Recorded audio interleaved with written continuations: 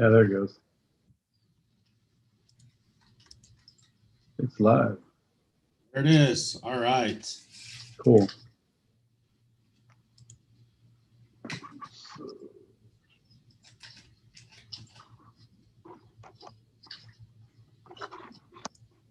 Yeah, there it goes.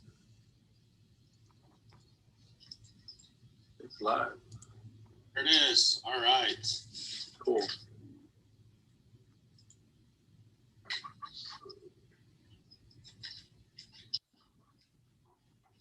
So the only thing I don't have is I don't have the phone number for the There it is. All right. cool. Colin, I asked Tom, but I don't have it yet.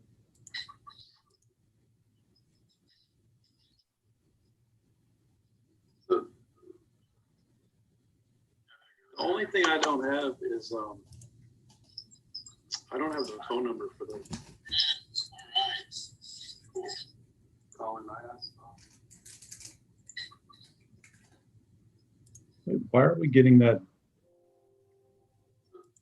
delay? Okay, so I think you need to share your screen. Yeah, which I did a minute ago. Just leave it on share screen. Yeah, I'll do that. Just leave it on that slide. Yeah. Aaron, do you have the call-in information for the? Yes.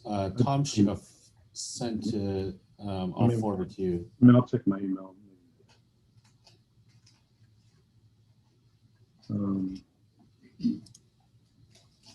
No, he hasn't sent it to me yet.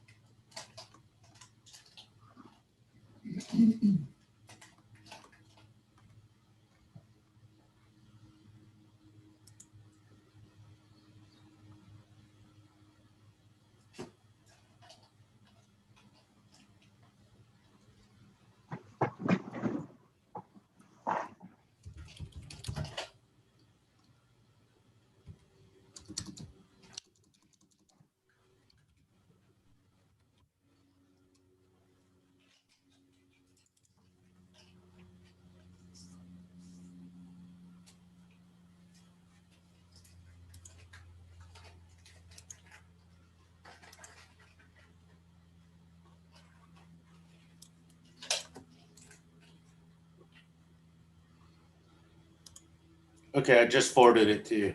All right, thank you.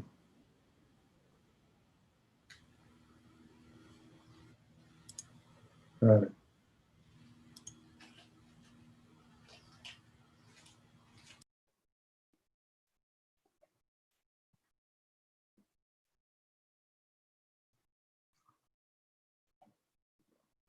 Okay.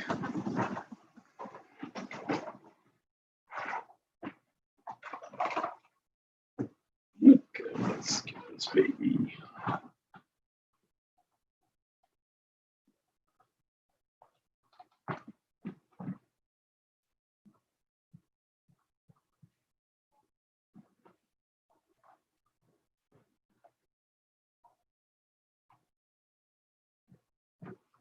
Okay, 202.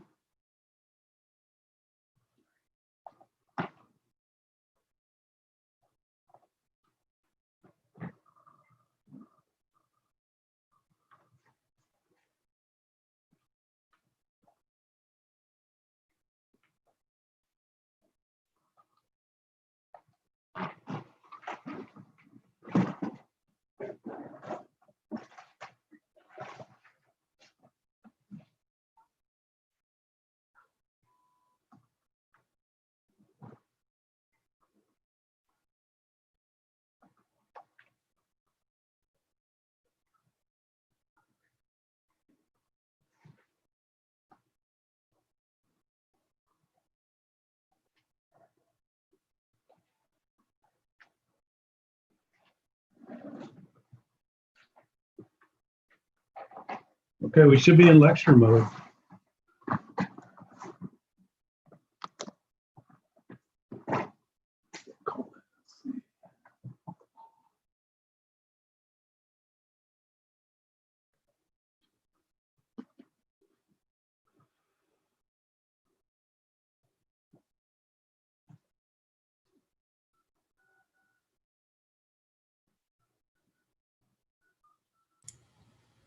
Yeah, I'm gonna,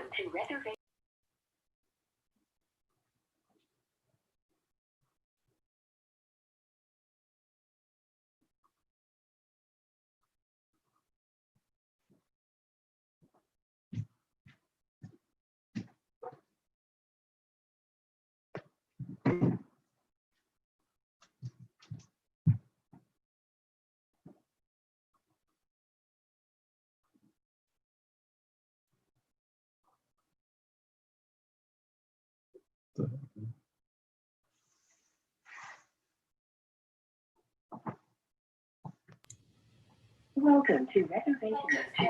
Enter your contact code followed by the pound or hash sign. okay, I'm dialed in.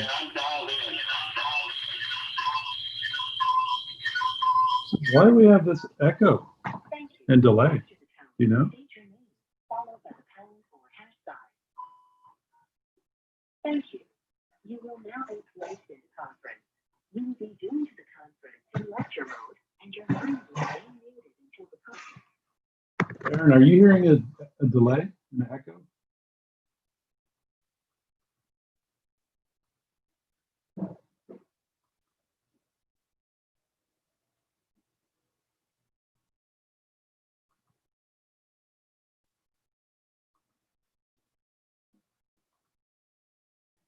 Yes. I'm hearing a serious echo or delay.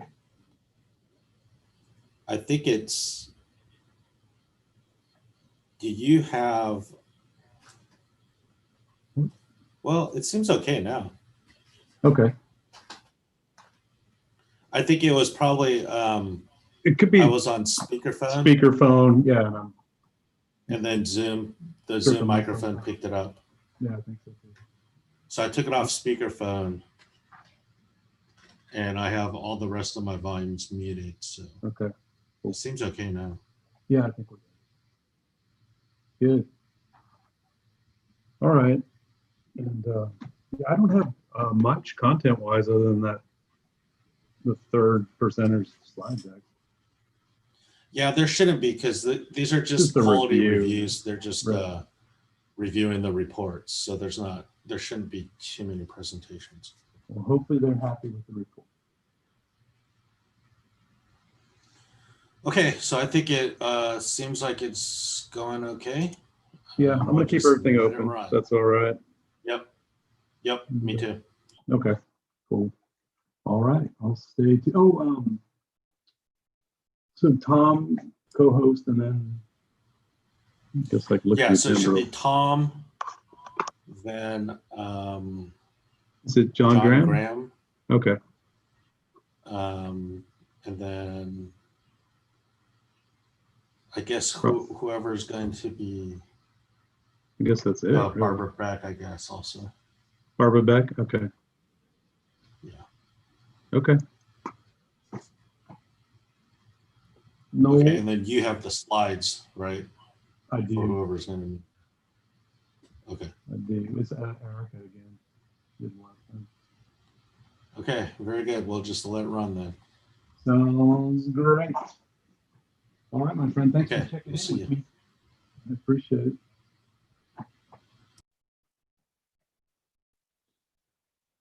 Maybe we'll have a real meeting again someday.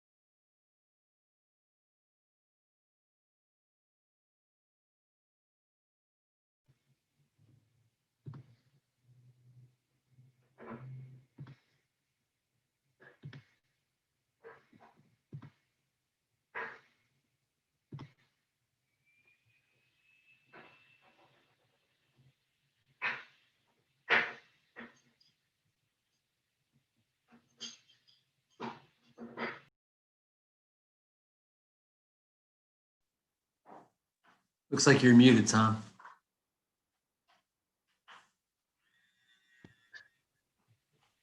Hi, Tom. Hey, there you go. How you doing? Hey, All everybody. right. I'm sorry. What did you say, Tom?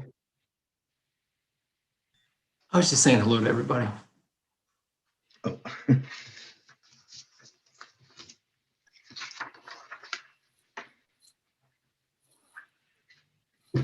Hey, Tom. Hey, Tom, can you hear me? I can, yes. Okay, I'll go back on mute. I just, it was unclear if it was like the microphone or the internal one, so let me just put it back on mute. Thanks. Great. Yeah, this is Clyde Martin. I'm here. Hello, Clyde. Hi, Tom. Joe Gardella. Hi, Joe. Hey, Tom and Tom, it's Al McCartland. Can you hear me? Yes, I can, Al. Thank you. Great. I'll mute again.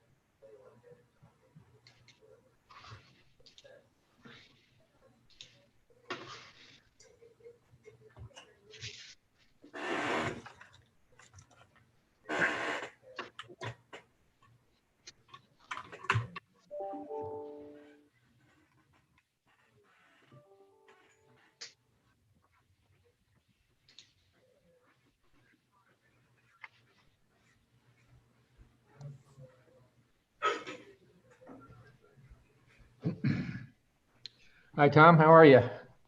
Hi, Richard. How are you? Good. Good.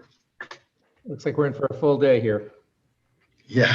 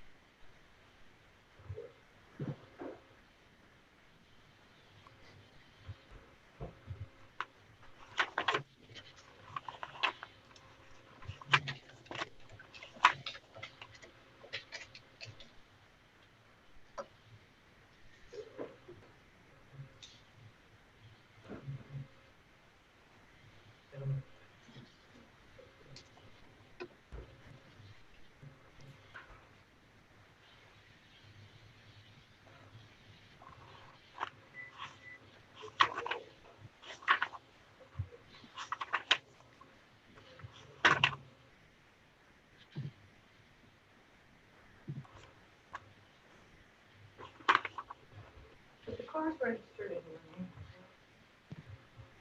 Yeah.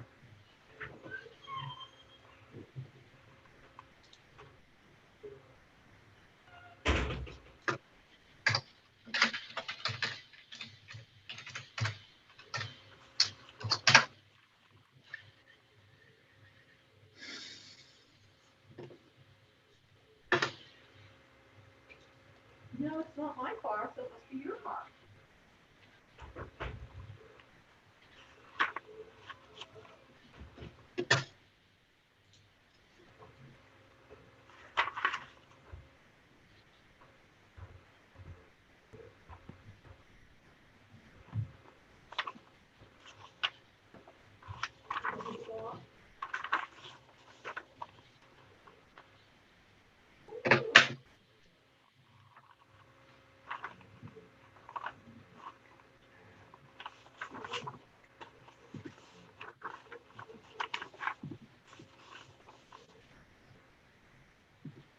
Yes.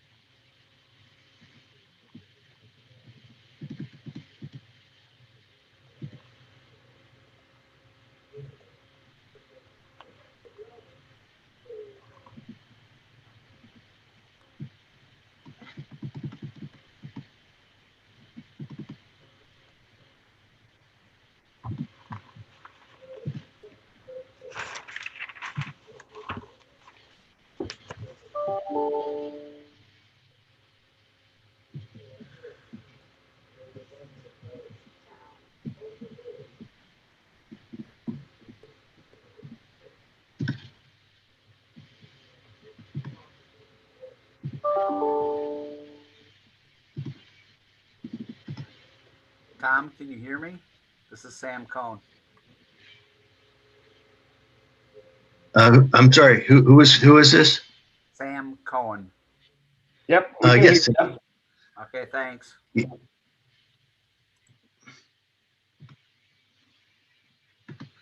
Sam, your volume isn't quite good enough for me, Bob Phelan. Is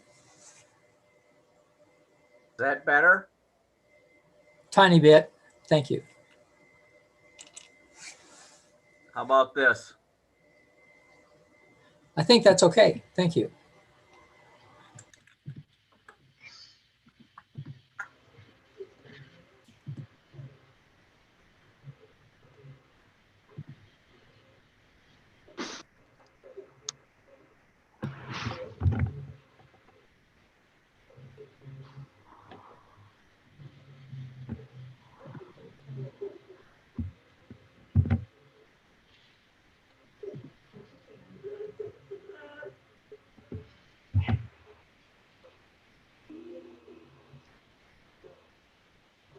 Good afternoon, everyone. This is Tom Armitage. I'm checking to see John Graham. Are you on yet? I'm on. Can you hear me? Yes, I can. Great. Thanks, John. And Barbara Beck, are you on yet?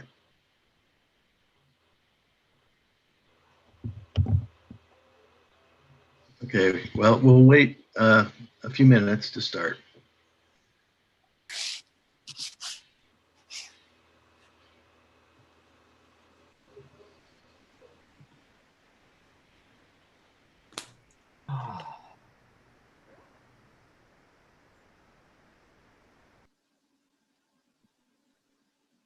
Tom, would you like to Yes. see our faces or just our names? What do you prefer? Does it matter? I think people would like to look at you. So Okay. I was it afraid of doesn't matter that. though. You can turn off the camera if you'd like. It's on. Thanks.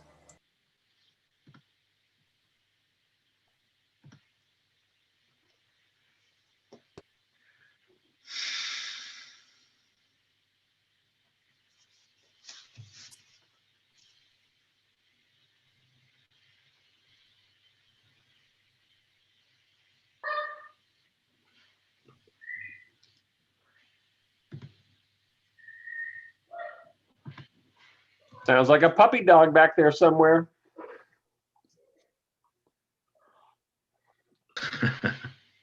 I do see Barbara Beck on. Yeah. Yes, I see. Great. Thank you. Thank you. Well, this is Tom Armitage. I think I'll just wait about another half minute or so before we get started.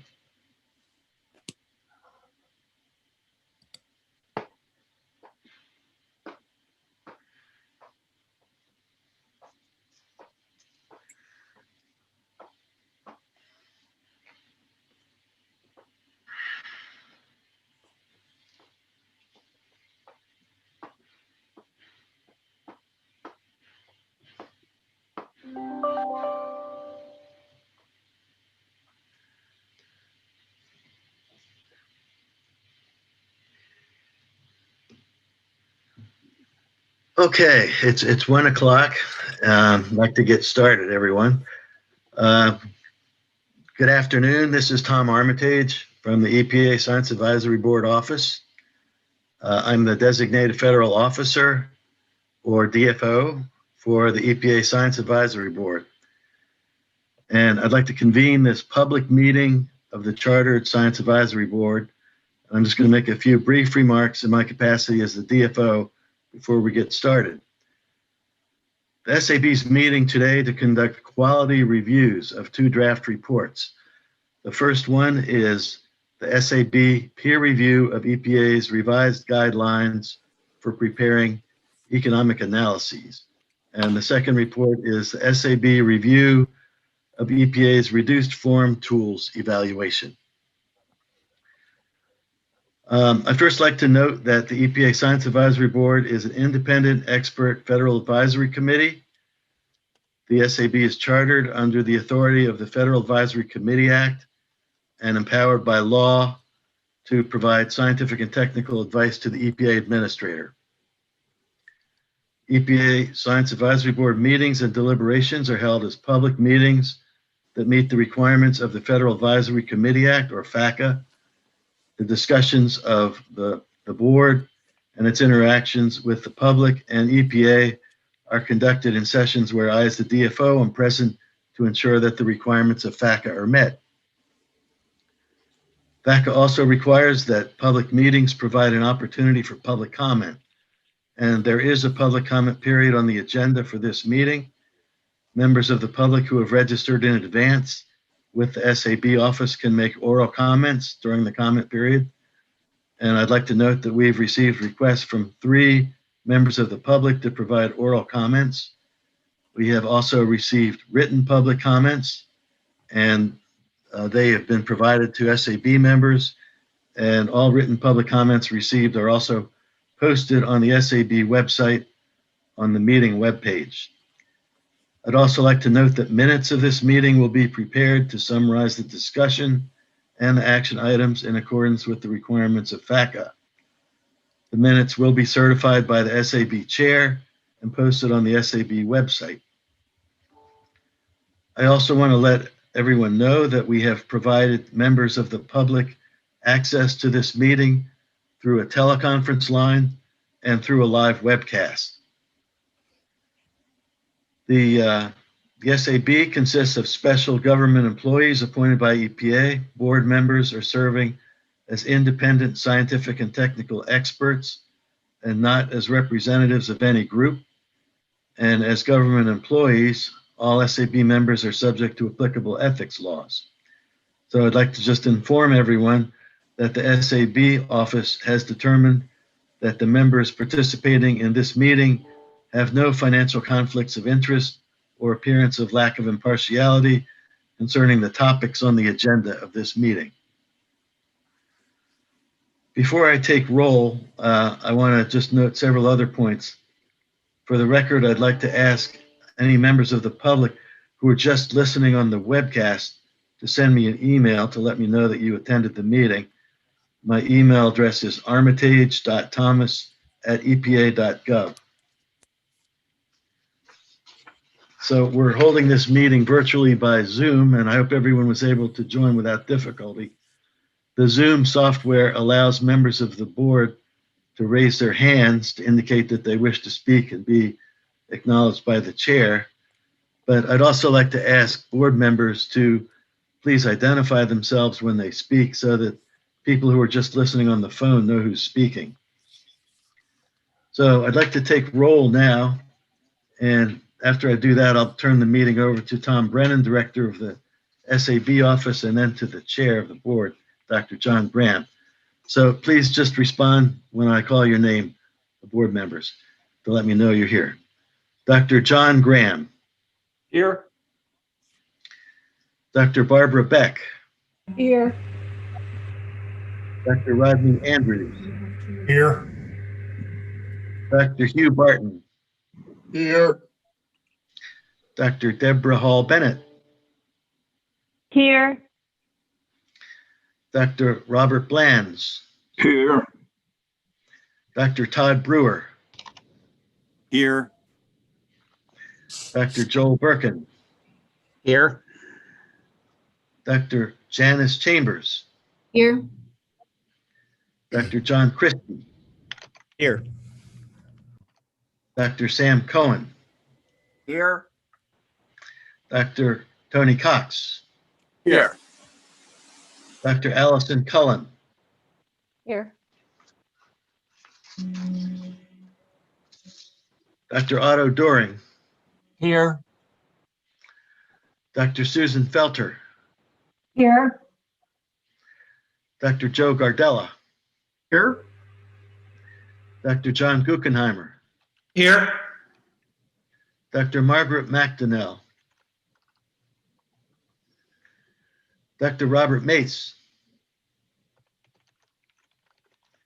Dr. Here. Clyde Martin. Oh, thank you. Dr. Clyde Martin. All right. Here. Thank you. Dr. Sue Marty. Here. Dr. Tom Parkerton. Here. Dr. Robert Phelan. Here. Dr. Ken Portier. Here. Dr. Tara Sabo Atwood. Dr. Mara Seeley. Here. Dr. Ann Smith. Here. Dr. Richard Smith. Here. Dr. Jay Turner. Here.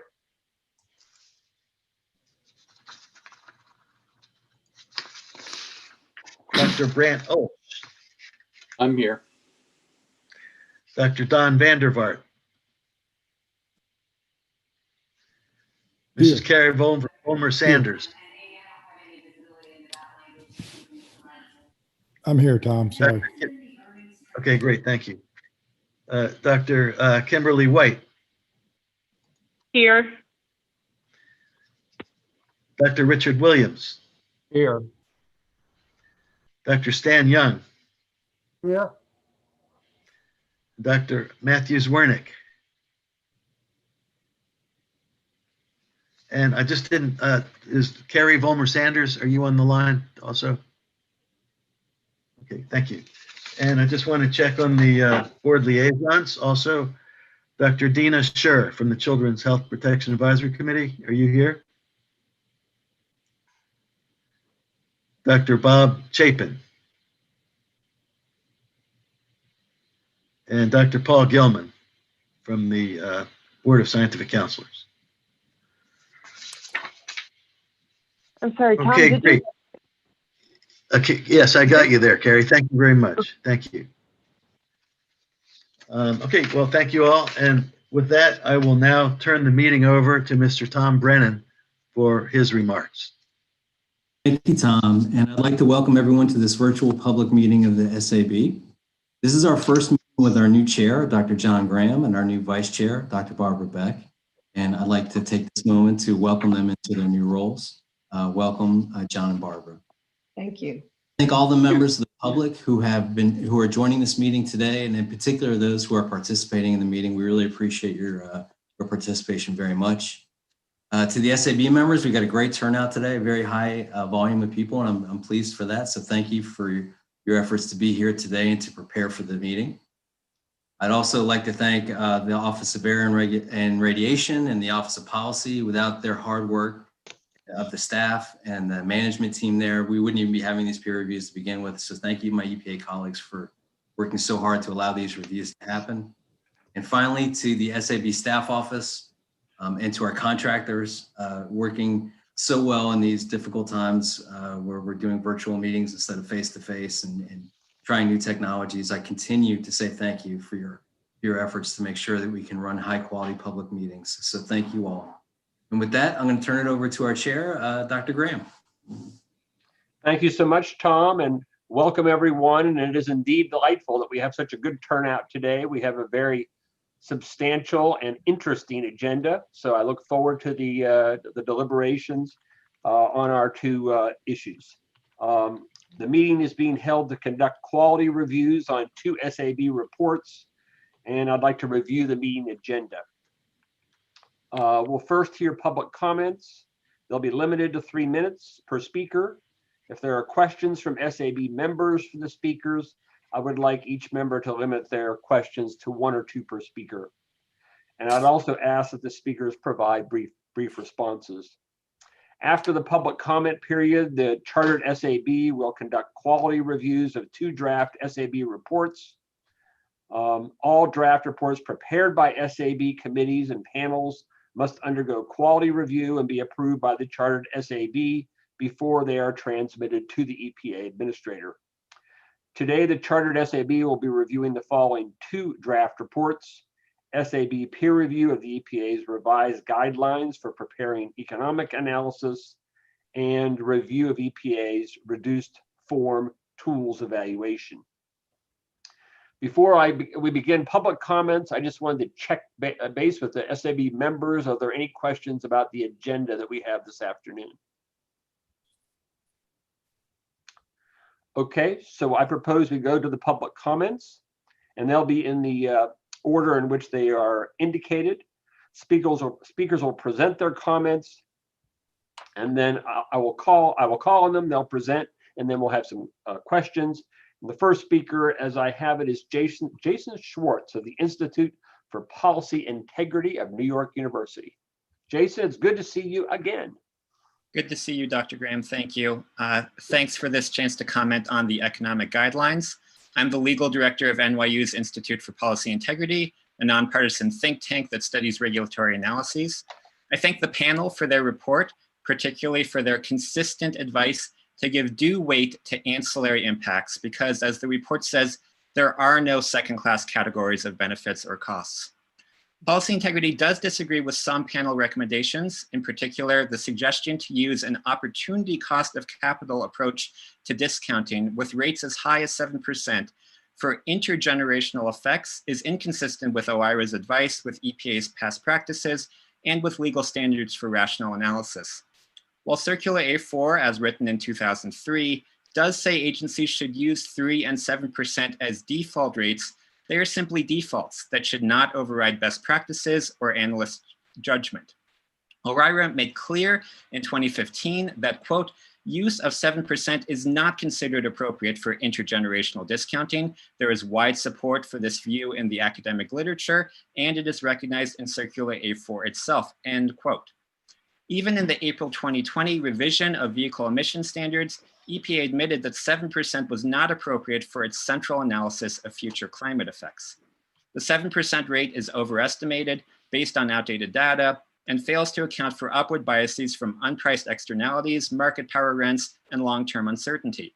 There is no reason to break from the guidelines' long-standing instructions to focus on the consumption rate for discounting effects over long time horizons. To offer a path forward, the panel's report suggests The ultimate solution is moving to a declining discount rate. Policy integrity agrees. The SAB should simply, strongly, and directly recommend a declining discount rate approach and should not endorse an opportunity cost of capital approach for intergenerational discounting. Also, the panel's suggestion to cut short the time frame for analysis if rules will be periodically reviewed would arbitrarily cut out important future effects from analysis. Instead, upon future reviews, analysts should just properly calibrate their baselines to avoid any overlaps. The panel makes inconsistent recommendations on retrospective review. In the cover letter and at pages 6 to 7, the panel says retro review should prioritize rules with high ex-ante cost estimates or uncertain benefits estimates, seeming to reflect unwarranted suspicion about unquantified benefits, or perhaps to assume the goal of review is to reduce costs. Rather, the goal of retro review should be to increase net benefits. EPA should therefore prioritize reviewing rules when changed circumstances or emerging science indicates that the actual costs and benefits likely diverge from ex-ante estimates. The criteria the report offers on page 18, like the overall significance of economic effects and the value of information, are better criteria. I'll refer the SAB to our prior comments to the panel on unquantified effects, standing, the treatment of behavioral economics, the health-wealth trade-off, employment analysis, among many other issues. I'm happy to answer any questions, and thank you again for this opportunity to comment. Thank you, Jason. Questions from the panel?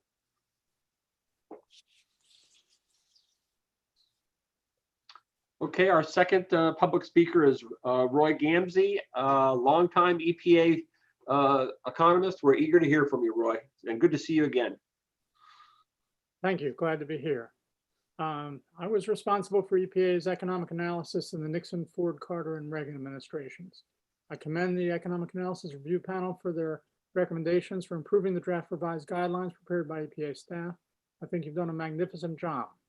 I've got a few recommendations. First, the SAB panel recommendations emphasize the need for the guidelines to require analysis of ancillary benefits and risks rather than bury them in an obscure footnote and obfuscate them as the current EPA draft does. I commend you for the language in sections 2.7.4 and section 2.8.4. The 8th bullet point on page 55 says, quote, the text of the guidance should include an unequivocal endorsement of OMB's call for identification and consideration of ancillary benefits and ancillary costs. I urge you to go one step further and include in point 6 of your cover letter to the administrator similar language recommending endorsement of OMB's call for identification and consideration of ancillary benefits and costs. You should highlight the importance of not just doing the analysis, but also considering it and making decisions within the bounds of applicable law. Why go this extra step to say what should be obvious? Because this administrator has in several major decisions had the staff do the analysis of ancillary benefits and then explicitly rejected considering them by labeling them as, quote, dishonest analyses on April 15th and dishonest accounting on June 4th. It does no good for EPA to do the analyses right and then ignore, even reject them. If all your excellent work was to accomplish only that, then you're wasting your time. Please add language on this issue to your cover letter. For my second recommendation, I'll remind you of the discussion in the September 15 SAB meeting of the proposed rule on considering benefits and costs for Clean Air Act rule. It referenced the interdependence of the proposed Clean Air Act rule and the more detailed EPA economic analysis guidelines with the implication that the detailed guidelines were necessary to flesh out and explain the requirements of the proposed rule. I believe EPA's proposed Clean Air Act rule is unnecessary due to the existence of OMB Circular A4 and the EPA guidelines that could lead to procedural mischief. But I hope you'll recommend that if EPA does proceed with its Clean Air Act benefit cost rule, it should issue it either simultaneous with or after finalizing the revised economic analysis guidelines. My last point is in section 2.5.3 of page 26, which says, quote, in selecting models and underlying studies, the analyst should give a preference to models and studies where the documentation and data are publicly available, and goes on to say that if models or studies are used which are not publicly available, the RII should explain the reasons for using them. This appears to be a way to incorporate the requirements of EPA's proposed science transparency rules into the economic analysis guidelines. As the SAB has commented, the proposed science transparency rule is controversial. It's raised opposition from the science community. There's no reason for this irrelevant requirement to be included in economic analysis guidelines. The sentence about preference for studies with publicly available data quoted above and the next two sentences should be dropped from the SAB comments. If such a requirement appears anywhere in the EPA draft, it should be deleted there too. Thanks for the opportunity to comment, and I'll add that I agree with Jason Schwartz's comments on discount rates. Thank you very much. Thank you. Comments or questions from the panel members? Question, Stan Young, the extra benefits, is that primarily PM 2.5 and mortality? That's the example that's been put forward most frequently, and that's what the administrator was talking about when he talked about the dishonest analysis. But the comment applies more broadly, not just to that one case. But that's specifically one of the items. That is an example, and that's where my quotes from the administrator, what they referred to. Thank you.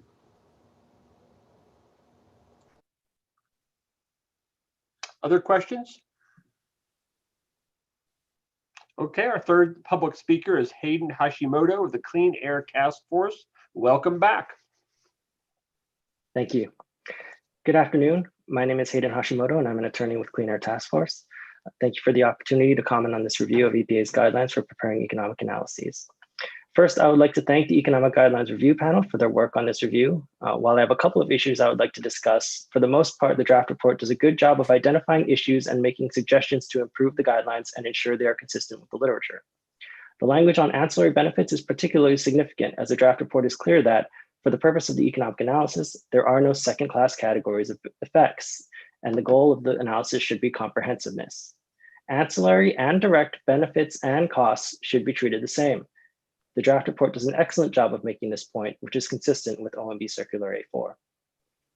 The draft report also makes an excellent point about cost of illness. The report suggests EPA consider a robust undertaking to estimate the value of reductions in morbidity, and notes that cost of illness could be significantly undervalued, which could lead to an undervaluation of regulations that primarily reduce morbidity. This is an excellent point and suggestion.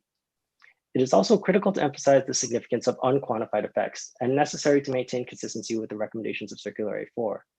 On page 3 of the report at line 28, the report suggests EPA revise text box 1.1, the agency checklist for RIAs, to include a reference to unquantified qualitative costs and benefits. This is an excellent suggestion. However, the proposed revisions to the text box in figure 1 of the report at the bottom of page 3 and top of page 4 do not appear to include that reference.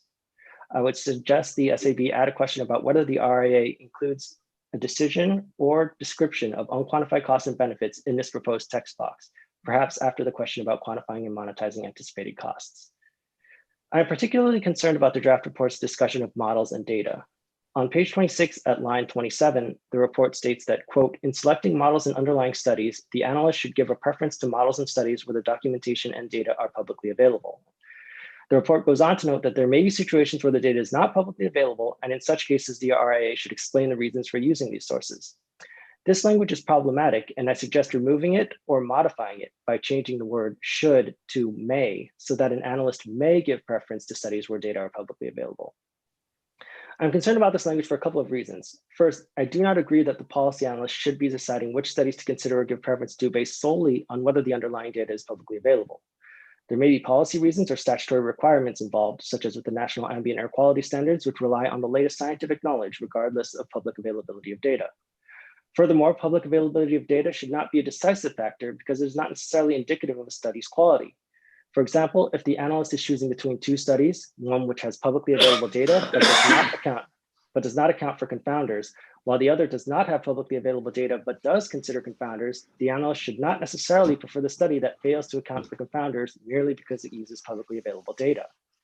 To the extent that this language is intended to be consistent with EPA's science transparency proposal, I would also point out that there is a lot of uncertainty regarding that rule.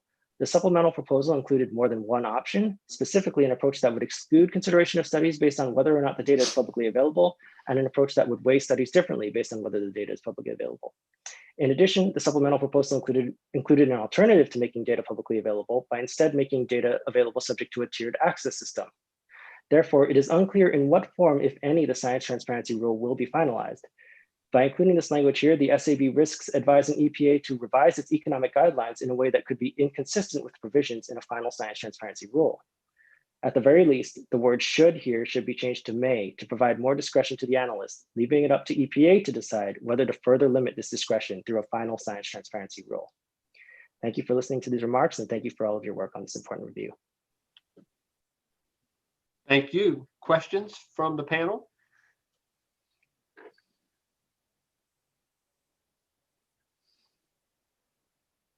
Okay, thank you to all the public speakers. We appreciate it. And we also noticed that at least one of you, we have some additional written comments. I think it was Jason. We'll be looking at those as well.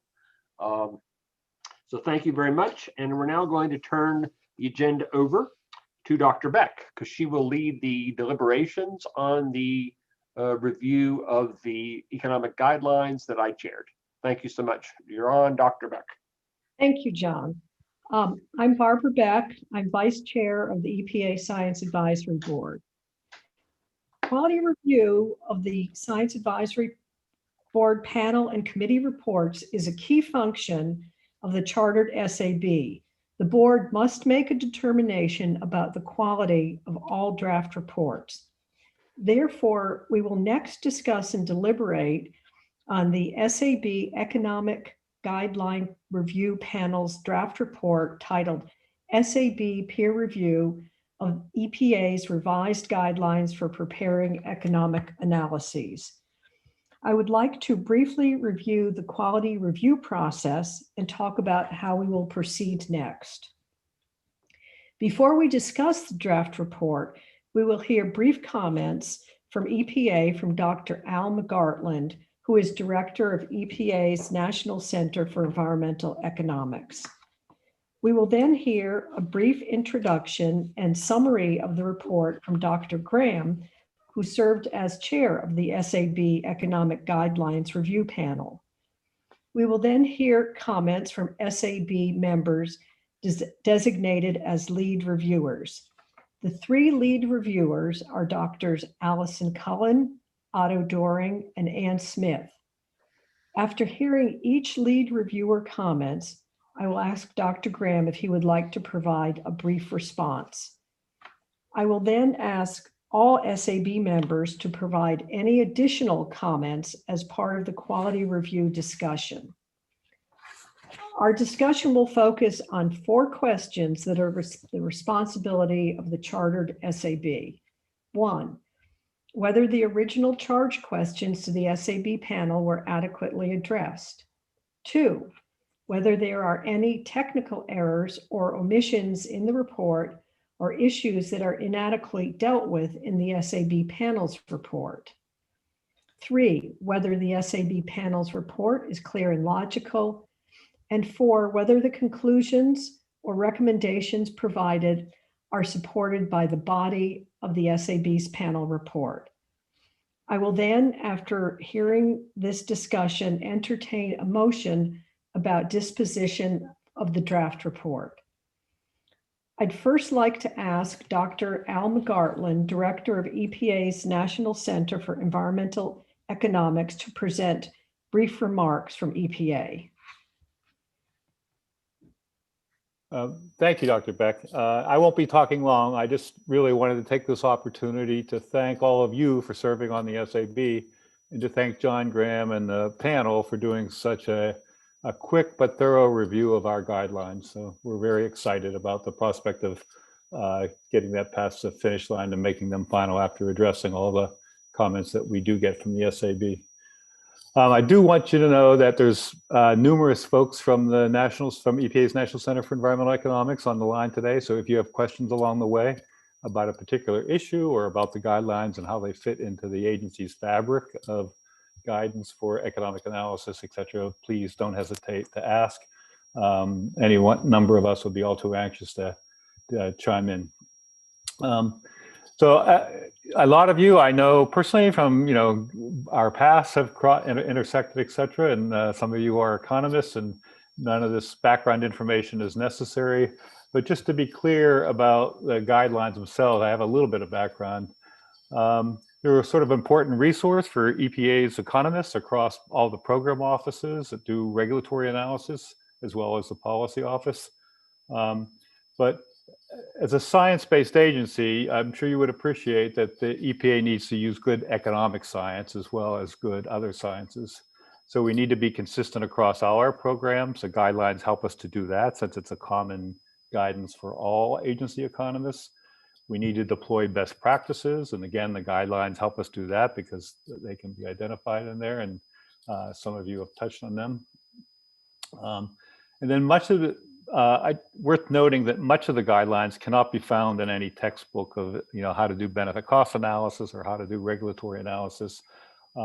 Over the decades, EPAs have gained much experience with doing economic analysis for regulation, particularly for regulations and benefit cost analysis in particular. And the kind of challenges and problems that we confront aren't the kind of things often that academic folks, authors sort of think of. So it provides a kind of unique niche for really applied work in this area of economics.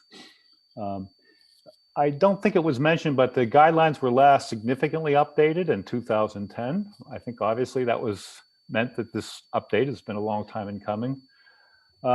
We take this guidelines very important, but it is a kind of labor of love when we do it, when our other work kind of ebbs or flows. So when we have some free time to get this undone. So it has taken too long. We're anxious to get this finalized, and we hope that you can help us get that done.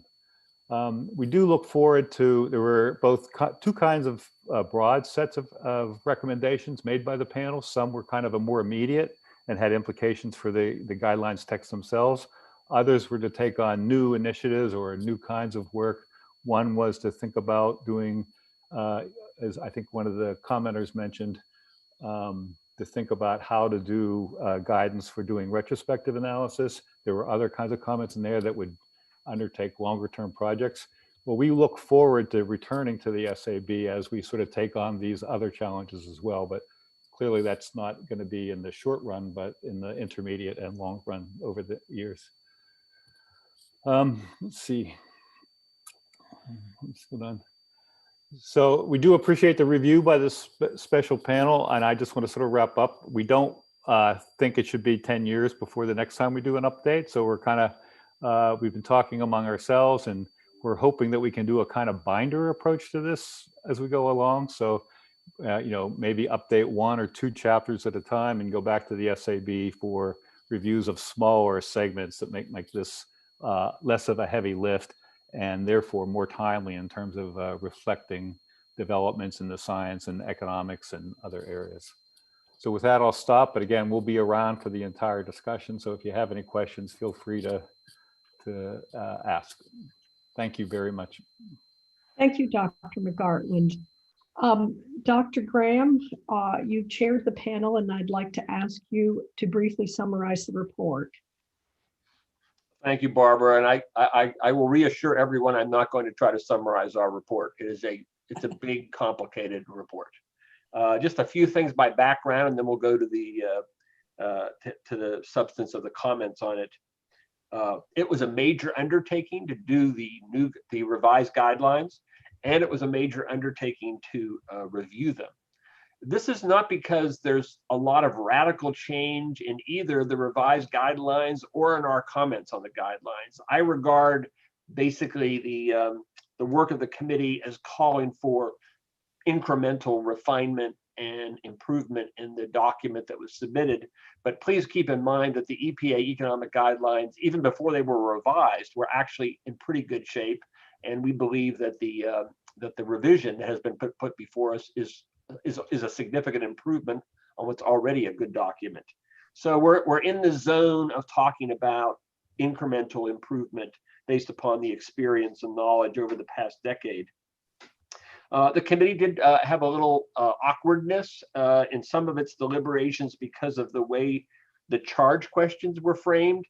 And you will notice that the exact same charge questions were applied to every chapter, even though the chapters vary enormously in the topics they cover, the nature of the science that they involve, and even some of the chapters that had no economic content were asking for whether they were consistent with the peer-reviewed economics literature, which was kind of an interesting challenge for our members. So you will see some awkwardness in trying to shoehorn what the committee wants to say in response to charge questions. And in some cases, we just took liberties and we said what we wanted to say. We put it under one of the charge questions, and we hope nobody will be offended by that. But we are open to comment on that.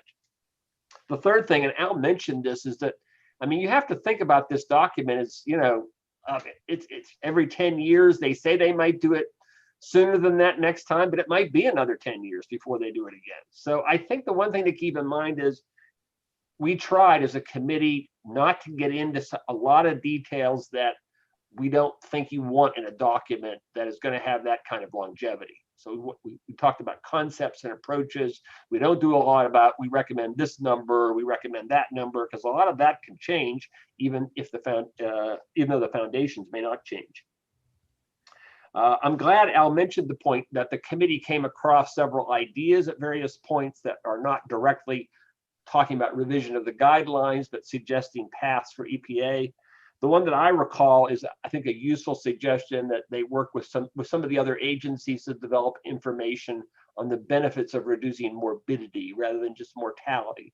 A lot of the emphasis on a lot of the regulatory impact analyses is on mortality, and in part because we don't have a solid a basis to make these morbidity judgments. And I think that was a constructive suggestion. So we put it in there, even though technically it's not exactly a revision to the guidelines. So with that, I'm just going to let the meeting proceed to critique and quality review of the document. And I've already read the comments, which I think are excellent. The critiques that have been written, I think, are really going to help make us even stronger. So thank you so much. Thank you, John. I would like to now ask the lead reviewers for their comments in response to the quality review questions. And I'd like to start with Dr. Allison Cullen for her comments. Thanks, Barbara. Thanks, everyone. I guess I'll just start by saying my comments are submitted with a great deal of humility. There is a tremendous amount of content in both the guidelines and in the review document, and I am not an expert in every area here. So I'm trying to raise items to be sure that SAB wants to either make that suggestion or make that statement or comment. And if yes, then, you know, what advice do we want to give EPA in terms of carrying out analysis in keeping with the comment that we're making or the suggestion that we're making? So trying to sharpen up some of the specificity where we're suggesting things which I think are in some cases a little subtle, in other cases maybe they seem clear to some people and not so much to others. So again, I would commend both the agency for the effort that went into these guidelines and also the peer review panel for really dedicated effort. And it's quite lengthy. So I'm not going to go through all of my comments. We're asked to be brief, and we can obviously circle back to anything. I also will submit a markup copy so folks can see. I had some other things that I didn't put in my my written comments as well.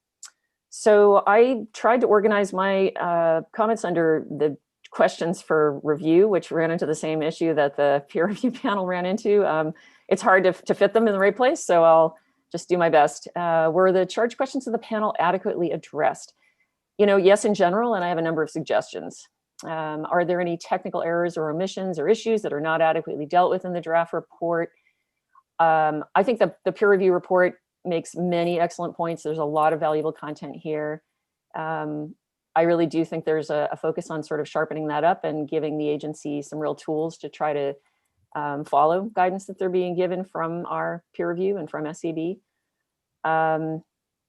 There was a spot where the review report suggests that EPA create consistent definitions, for example, and perhaps including standardized names. I think we need to be sort of clear about what exactly is being asked there and what that would mean, what would satisfy that comment, in other words. Another sort of overall comment, the tiered recommendations are really well organized and helpful. I thought that was a great structure. It's not always clear which tier sort of uncertainty analysis and distributional or variability analysis are falling under. Is there meant to be a consistent tier for that? And that does say something about what priority we're giving to those elements of this. So I just raised that for us all to kind of think about as we go through. Other comments, let's see, there's places where there's reference to sort of retrospective review for high costs and benefits with large uncertainties, but it's, you know, we need to be clear about how high is high and how large is large. In chapter 3's review, SAB is suggesting, we are on behalf, we are all SAB, suggesting to the agency that section 3.2 contain emphasis that RIAs may but are not required to contain options that are not currently legal. The issue about options that are not currently legal, Otto, I know hit these as well. I think we need some clarity here. Editing, there was the comment, this may be particularly true when economic theory points to clearly superior options than those allowed by law. I don't know what clearly superior means. Does that mean clearly economically superior, superior in other senses? And I think SAB should recommend that when including options that are not currently legal, if that's something that we want to suggest, that we make it clear that that's what's being done, that they're identified as such. And given the level of resource commitment that goes into sound analysis, I think we also need to think about what is, sufficient justification if we want to go down this road. What is sufficient justification for going down this road? Further down, also under that same quality review question, there's a suggestion to continually update analytic approaches as various frontier topics become standard practice in the literature.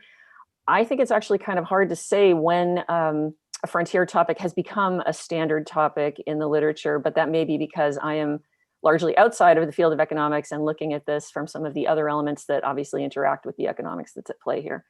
So I thought that one, we need some sort of threshold or line for that. There's a text box 8.4 about the separability of benefits and costs. I think Otto hits this point as well, so I won't dig too far into that one. Also still under that same second charge question, same second review question, Chapter 8, the draft report notes that Chapter 8 is appearing to be silent on ancillary costs and suggesting that a separate guidelines section should call for qualitative identification. I think we need to really sharpen up what we're suggesting, how much detail should go into this, how much analytic weight and time and effort to incorporate. We may say, always, no question. We may say there are lines and thresholds above and below which we would and wouldn't pursue that. Let's see, skip the next couple, move down to my review question 3, which is the draft report clear and logical? Yes, I think largely it's well written and clear and logical. There are bumpy places. It is, in terms of style, the voices of multiple authors are definitely evident. It's not a surprise. This is still a draft. And I understand that it's important to get the content right, maybe before you go through and spend a lot of time thinking about how to smooth all that out. And I could see that some work on smoothing it had been done. Some additional locations for clarity. Text box 1, which again, I think Otto also hits. The question, does the RIA use appropriate discount rates for benefits and costs that are expected to occur in the future? I think it's important to note in the guidelines the question of whether an appropriate discount rate is used in an RIA, but it's also important to provide suggestions regarding how the agencies should discern appropriateness. And if you continue along there, there's a sentence that appears inconsistent with the previous comment about the legal issue, the illegal options issue. Statutory constraints might limit the set of available options that the agency authorized to implement. I would say yes, it's certainly statutory constraints should be limiting the available set of options. But it's unclear how that comment in Chapter 4 interacts with the comment in Chapter 3 that EPA could also include options that may not be legal, and what balance. I think it's, these are all trade-offs. And so what are we suggesting? In some cases where overall stakes of regulations might be low, how much of scarce resources for analysis do we want to deploy in this way? And when do we want to go down that road? Skipping a next couple, moving to, there was a section about technological change. The report draft suggesting that other factors that may importantly and specifically influence technological change related to the proposal, such as changes in health prevention or mitigation. This is on page 25, or expanded virtual capability. I couldn't tell if this was just a call to simply note factors that importantly and specifically influence technological change, or whether this was a call to also reflect on how likely such changes might be and what would be drivers to their introduction. And it seems like the likelihood of these changes seems important in directing an analyst, again, how much effort to devote to going down this particular path.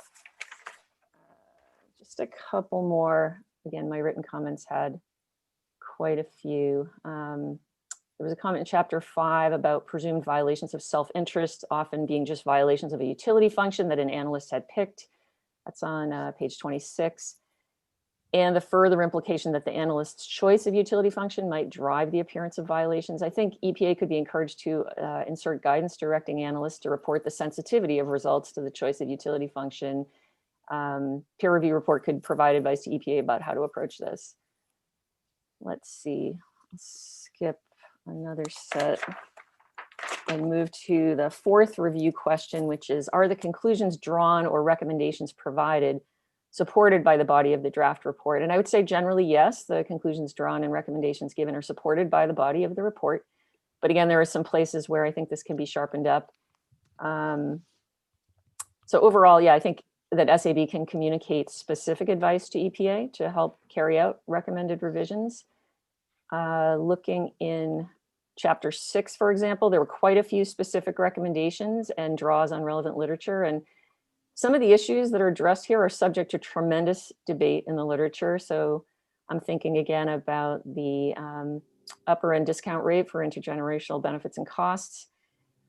I think SAB should think about whether we want to recommend that high end number of 7% based on the OMB A4 circular rather than say the 5% upper value that the Interagency Working Group on Social Cost of Carbon carried out. That was 2010. The A4 circular was 2003. And I think there's quite a bit of disagreement about what the right choice is, but there is no disagreement that there's substantial implications associated with that choice. And so it's critical to show sensitivity or robustness to analytic results related to that discount rate. And again, I am not squarely in the field of economics, but I can see from my seat, and I think that SAB members can probably see from their seats, whatever fields they are all in, this is a subject of tremendous debate. This is something that we hear about, and there's a reason why it's subject to tremendous debate. It's important, and it does matter, and it does change analytic results. Another spot where we could have additional citations and clarifications, there was a suggestion that it may not be appropriate to use a long time horizon in cases where we're looking at rules that are slated to be periodically reviewed or updated. And I would note, I think that there are times when slated analyses are delayed or don't occur on time. So I'm going down a slightly different path than some of our public reviewers. I'm not sure we should rely on that. I'm not sure we should we should be assuming that reviews are always going to proceed as planned. They could be delayed, they could be canceled. So I don't think we should rely on an assumption of future analysis when setting analysis in the present. Couple others, I asked for some clarification about what was being included in various components. Page 63, the discussion of willingness to pay, I think is a bit puzzling. Groups may on average have different economic situations, income distributions, levels of baseline health. The reasons for that are very complex. We know there's a great deal of structural and systemic inequity in our country. So willingness to pay relying on a person's available funds, it seems inadequate for the purpose and the structure that's laid out here. I thought the 25K car example came across as naive. There's debate in the field about willingness to pay and those issues that interact with it and affect it. There's, continuing on page 63, there's some text about homogeneity and willingness to pay, and that if we assume that we're masking important social transfers, we're sweeping the problem under the rug. It wasn't clear to me why that point was raised. I think there are several factors, important factors that the guidelines refer to that are also non-homogeneous. And this one is being pulled out specifically. I don't think there's a consensus view about what the current literature supports in this case. And in any case, the quote was, the current literature supports such distributional analyses, but no literature was cited there. So I think either that sentence is removed or we pull literature and talk more about what's meant there. And the panel may have had all kinds of motivation behind this. So I think that's, I guess I'm calling the question. Just a couple more. Page 65, there was a comment about using heterogeneous willingness to pay for environmental improvements, looking at net benefits across groups. I couldn't tell what groups that was referring to.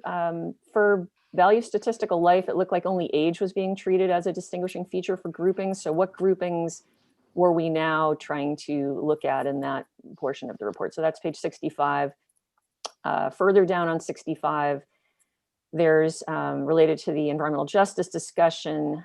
The report says the When we look, while statistical estimation of effects on specific groups may require a control group, documentation of how a group is affected by a policy does not require comparison. And the report goes on to say the effect is just the effect.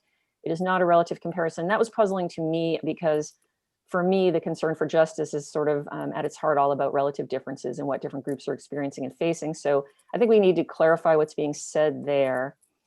And then there was one other place, this is getting to page 67 now. It wasn't clear how the suggestion that generations or age group discussions be moved out of chapter 10 into chapter 9, but then we still left children as a group to be treated in chapter 10, and I may just not have followed what was intended there. So I think some clarity around that language or some logic to back that up would be helpful. And I'll leave it there. My written comments had other points as well, and I'm happy to circle back. Otto, I think you're up. Dr. Otto Doran, could you provide your comments next?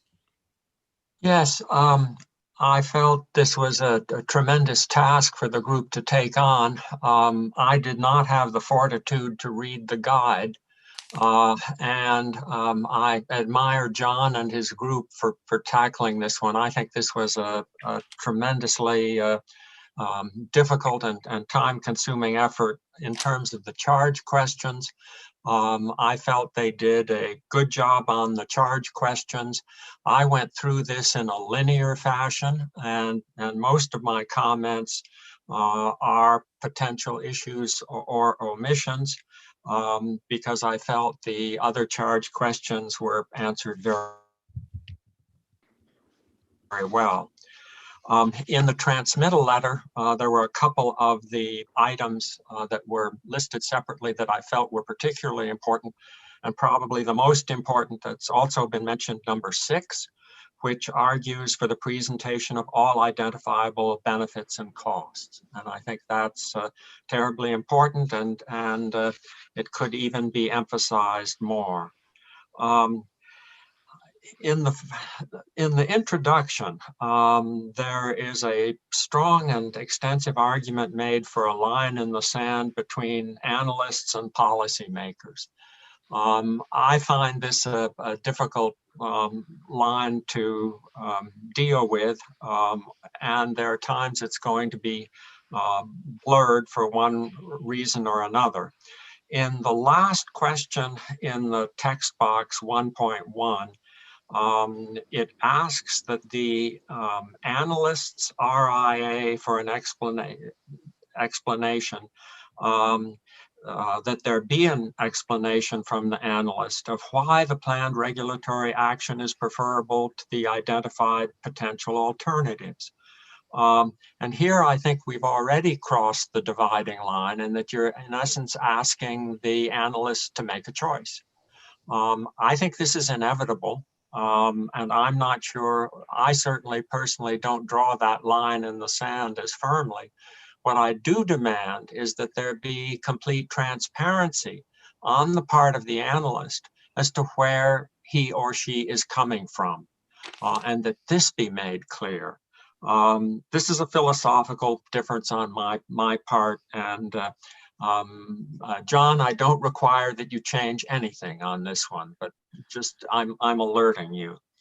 Also in text box 1.1 on page 3, it's not clear whether that textbook is a checklist or in essence a requirement.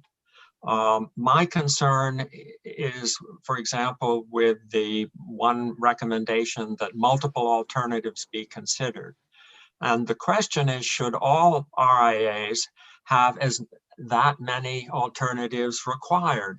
We had a discussion on this in looking at the benefit cost for the Clean Air Act and deciding, all right, for which of these actions are you going to be able to put in the resources to allow such an extensive analysis?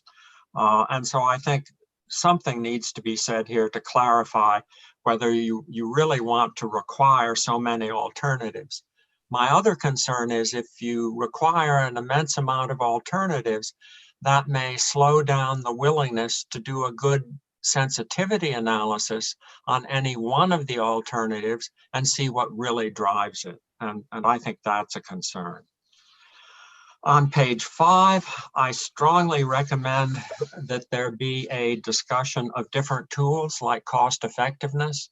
Cost effectiveness even began to get its way into, for example, agricultural conservation legislation back in the 1990s, and it's a very important activity, and it might really help to have some good basic guidelines on how it might best be done. The other thing that also goes back to our discussion from the benefit and cost of the Clean Air Act is the business of low probability, high cost or benefit events. And I don't know what's in the guide already, but I certainly feel it's important that there be adequate material describing and maybe prescribing a little bit for low probability, high cost or benefit events. On page 8, the tier 1 recommendation in which you have a dividing line between potential and existing risk. There needs to be some more explanation here. I find there again to be a difficult dividing line between potential and effective or existing risk. They're pretty closely tied. One leads into the other. They're both important for analysis. I'm not sure they can be separated out that well. Again, back to what Allison already said, Am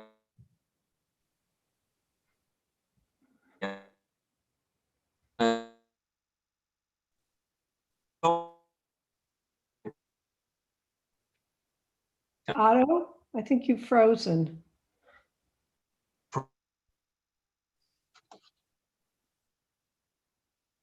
I? You're back. You're back on. You're back. I'm back. Okay. Thank you. I told Tom I might be having troubles. I am. I think we lost you right where you were going. Were you going to the legal options comment? Yeah. And same point as yours, Allison. We need some description here in terms of what's legal and what isn't, and what is really meant there. I strongly support on page 16 the use of pilot projects to better determine costs and benefits. We've got EPA programs like the water quality programs that in essence already do this. EPA funds, in essence, pilot projects that flesh these things out and become part of the literature. In chapter 5 and chapter 6, there's a lot of discussion about timeline analysis, and I did not see a lot in there in terms of technological change over time. And I come back to this as well. I ask the question, does the guide really give adequate information? And it may, and that's maybe why you didn't refer to it, on how you deal with technological change over time. On page 42, the review brings up risk assessment in RIAs. Again, much of our work, our last meeting on the benefit cost analysis for the Clean Air Act dealt with risk analysis. And again, I want a confirmation from the panel that there is enough in the guide already in terms of risk analysis reflecting the SAB's sense of importance for that. For chapters 7 and 8, you had some comments in terms of better focusing and organizing them, and I wholeheartedly support those. I think it would be really helpful from what I gleaned exists in 7 and 8 that this be done. On page 49, you talk about the importance of considering imperfect competition. I think this is immensely important. My experience in some of these areas relate to dealing with public utilities. And if ever there were areas where you really need to think about imperfect competition and what it means when you place a regulation on a market where there is imperfect competition, it's incredibly important. The whole Clean Air Act setup and some of the early failures of the Clean Air Act amendments relate to the nature of the industry as an imperfect competition industry. So the more that you can get analysts to think about imperfect competition when you're dealing with such an industry, the better off you are and will avoid some of the failures of the past. You also mention it with respect to CGE models, and there it's equally important. On page 52, the role of uncertainty in compliance decisions, and if it's not heavily in the guide already, it needs to be in there. That's a big part of the benefit cost analysis, is the estimate of what's going to happen after you promulgate the rule and what kind of response you'll get. Page 59, differential impacts and distributional impacts. They do not really get resolved in this discussion here. And can one emphasize that both need to be adequately covered wherever that is done in the guide. On page 68, you talk about flexing bounds or margins of regulations for sensitivity analysis, and I feel this is incredibly important. And if the guide does not already emphasize that now, it certainly should. And this should include not only coverage in the sense of geography or firms, but it also needs to include the actual standards themselves. Here, where I've been involved, a slight movement in a standard can have tremendous economic impact and not really make too much difference in terms of health or whatever else that the standard is requiring. I did not see anything in the review, and I don't know whether it exists in the guide, on the role of institutions and institutional capacity. I've been involved in several situations where assumptions were made in the RIA about the capacity of not just federal, but also state and local institutions to carry out regulations, and what would be the exact nature of the way they would be carried out and whether that could be assumed as the standard. There has to be some assessment as to whether institutions have the capacity, let alone the will, to carry out these things, and that is going to affect what happens in terms of the benefit cost.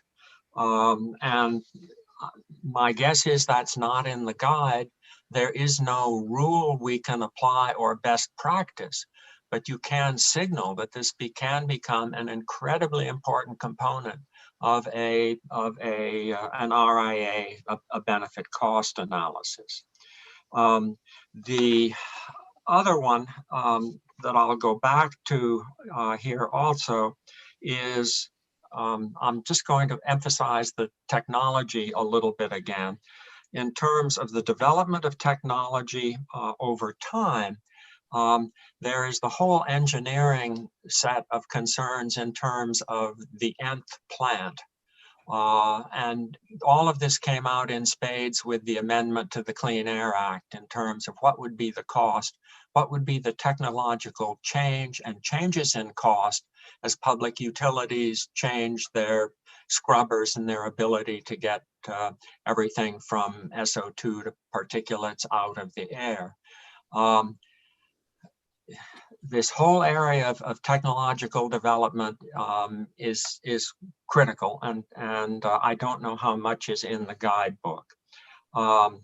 Last, let me mention incremental cost analysis of a rule change. You have a rule in place, particularly when a more stringent rule is then put in place. How do you handle your baseline?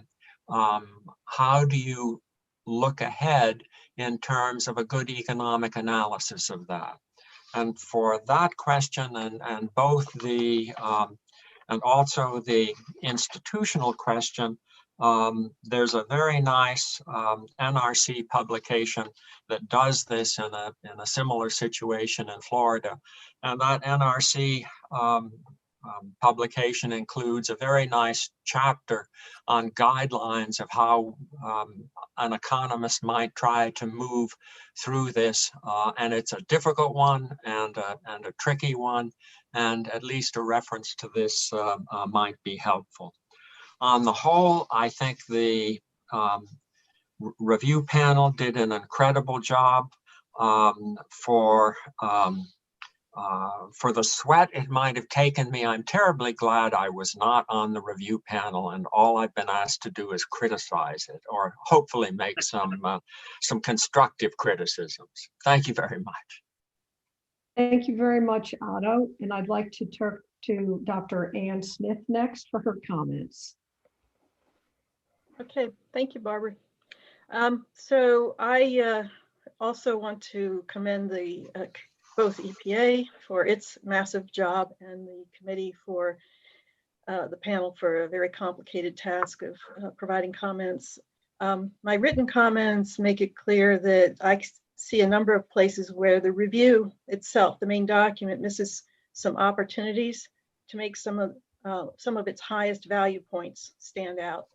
Fortunately, I see the transmittal letter as being much more focused, but I think more can be done, and that's what I'd like to just emphasize in my written statements.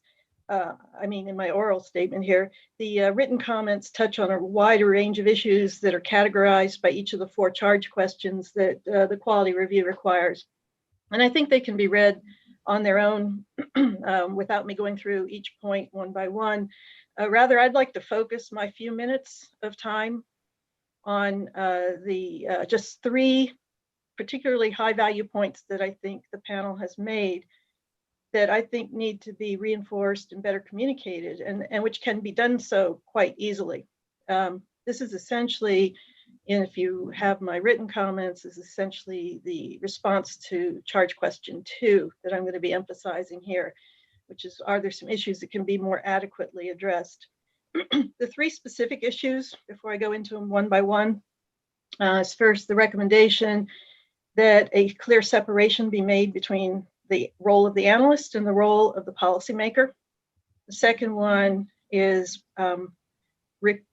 requesting that or suggesting that benefit cost analysis information be provided for the individual components of rules, particularly when they're complex or involve multiple parts.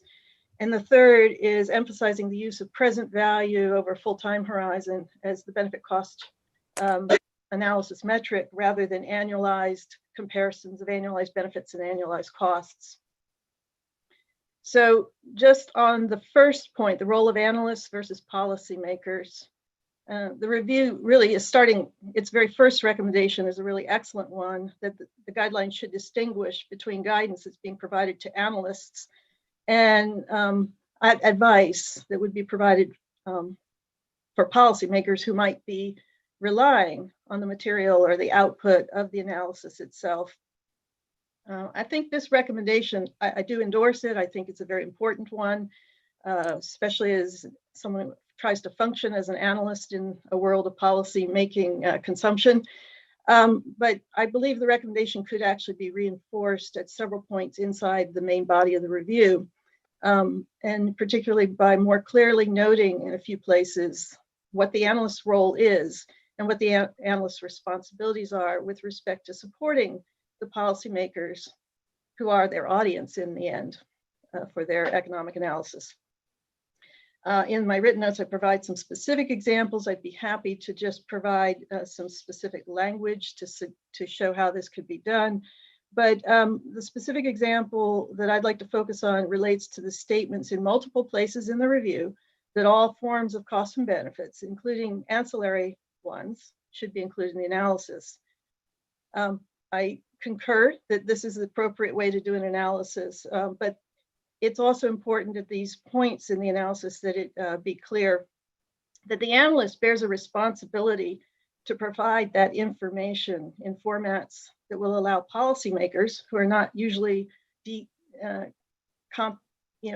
sophisticated analysts in their own right, but have a different perspective, in formats that would allow those policymakers to readily understand what's what in the costs and the benefits, and how they're calculated and how they relate to each other.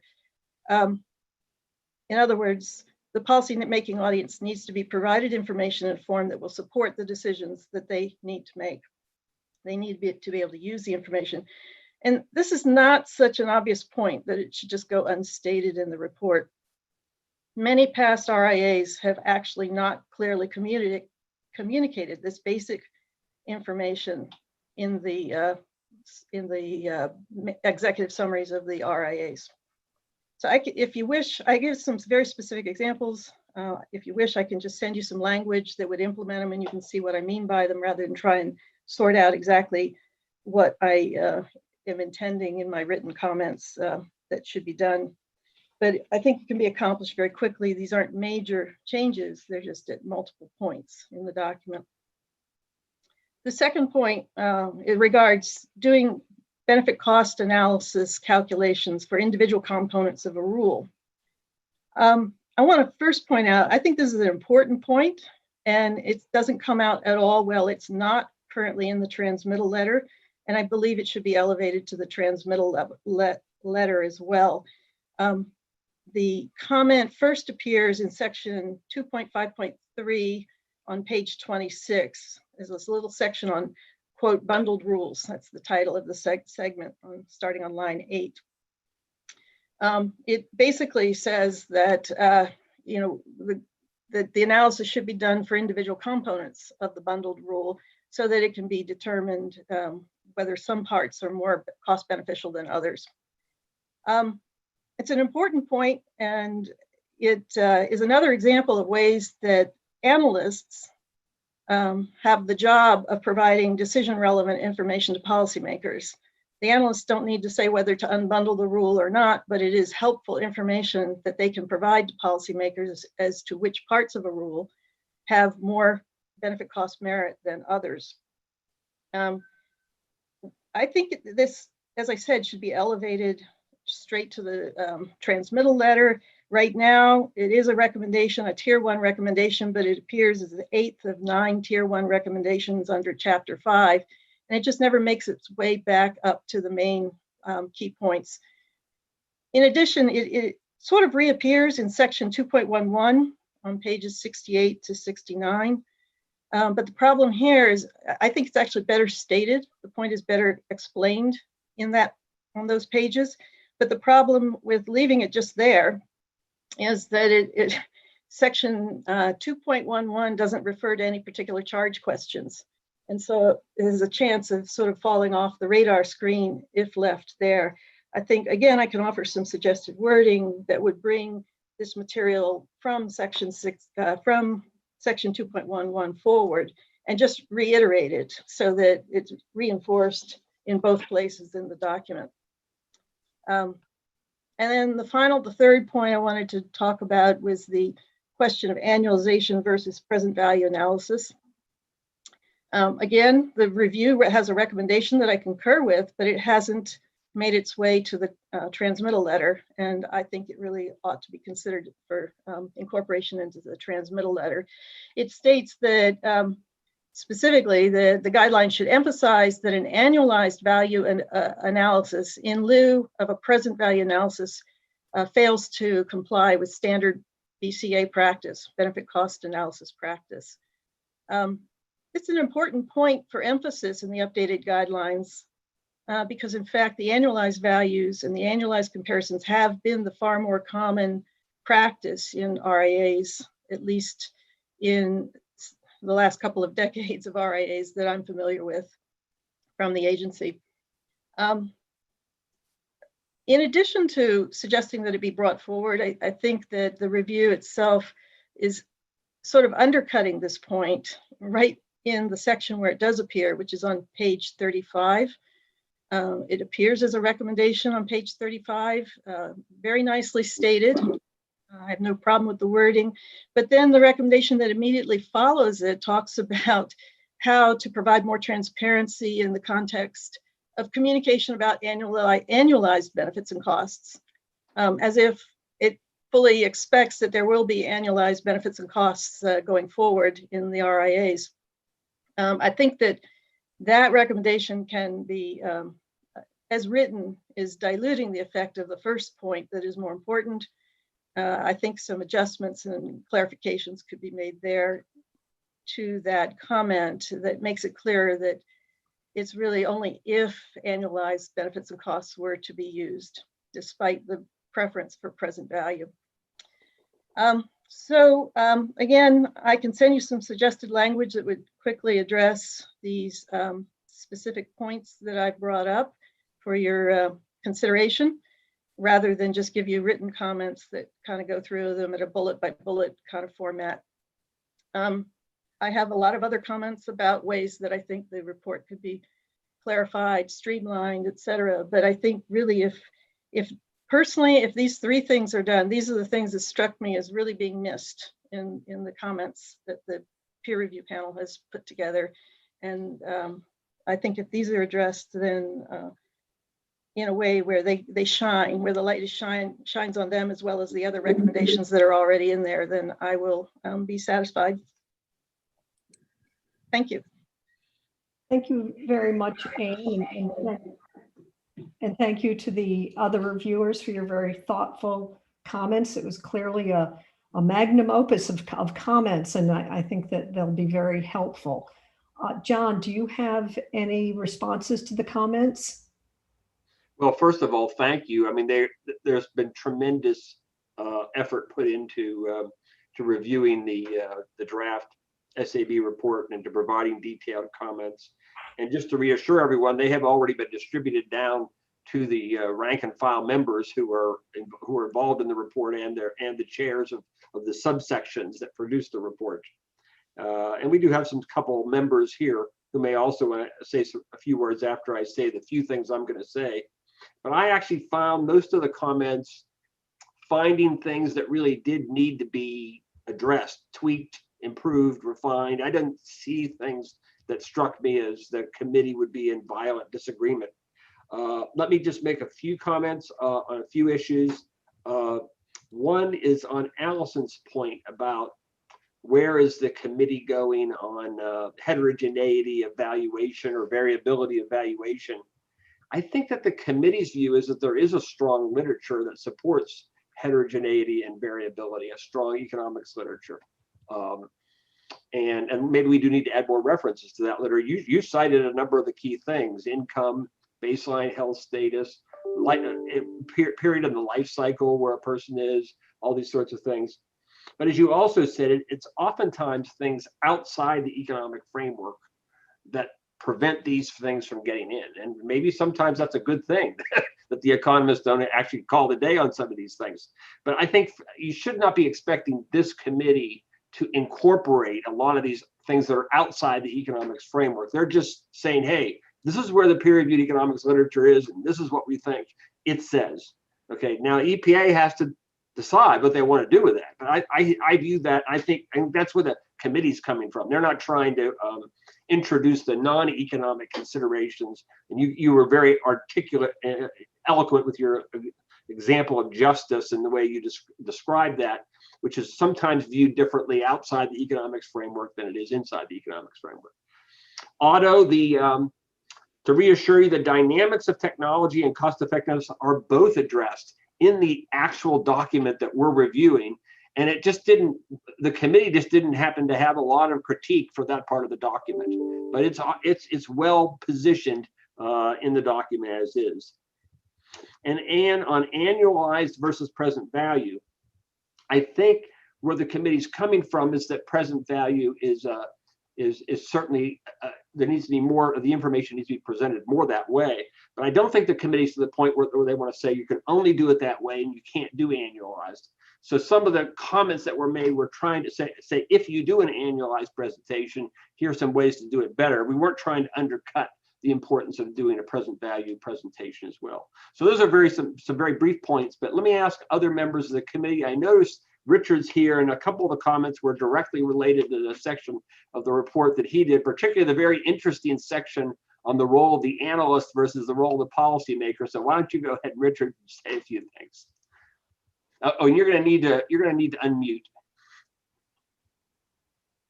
Okay, well, first of all, thank you all for some really thoughtful comments. I thought they were great.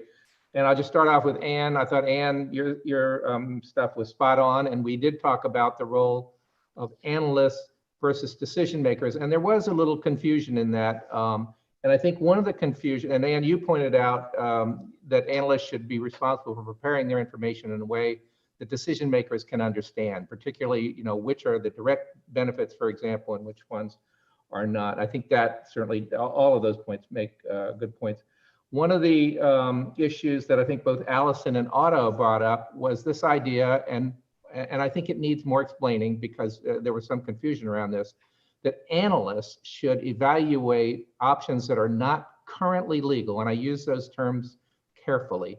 And this goes to a charge that OMB has made for analysts for a number of years. And the point is, as the president through his executive branch agencies goes to implement the laws that Congress passes, the regulatory agencies, because of their expertise, are going to uncover granular information about marginal benefits and marginal costs of things that perhaps the Congress didn't think of. That information isn't to tell EPA, you should consider doing this. That information is essentially for the president and whoever he designates to go back to Congress and say, you know what, I think we can make some tweaks to this. We could come up with a better way to solve the problem with higher net benefits. That's the whole point of that. It's not to make EPA do something illegal, obviously, which their lawyers would never let them do, no matter what. So that but you're right. We do need to address that. So that was a big issue. And then I had a question, I think, for Allison, and there was a couple of places, and I think particularly for retrospective review, where you said, well, we should quantify it. We should say exactly, here's when you should do it and where you shouldn't. And I'm kind of torn on this issue. One side of me says, you know what, I don't know what the opportunity costs are for EPA analysts to do a retrospective review over something, because maybe it's in light of all the things they're doing, it's not a good time to do it, or maybe it is. And so part of me says, I want to leave this to EPA, to the economists and their supervisors to say, okay, we need to do this. The other side of me is certainly, with you and saying, gosh, we should have something in the guidance that says, this is when you have to do it, so it doesn't get overlooked. And I don't know if you had further thoughts on it, but like I say, I'm kind of torn on that one. Yeah, I mean, I think I was trying to reflect the trade-off and just, what can we say about how to know when you're on one side of that line or the other? You yourself just said, you're of two minds about this. So what pushes you to one side or the other of that, and what should be used as that sort of, balance? And maybe I didn't have an answer. I was raising it as I didn't have an answer. I don't either. And I think maybe we should talk about that. It's probably situational, and so we can talk about what the factors are that you ought to throw into consideration. And maybe that's as far as we can go. I had one last, Otto, you had some concern about potential versus existing risk. And actually I have one from FDA, my experience, where we had clear potential risk on produce that had never had an outbreak. And then we have produce that did have an outbreak. And I look at those as potential risk because there's always a potential for something to happen, versus existing risk where something was happening repeatedly with certain kinds of produce. And that was just an example. And I could certainly put that in if that might be helpful.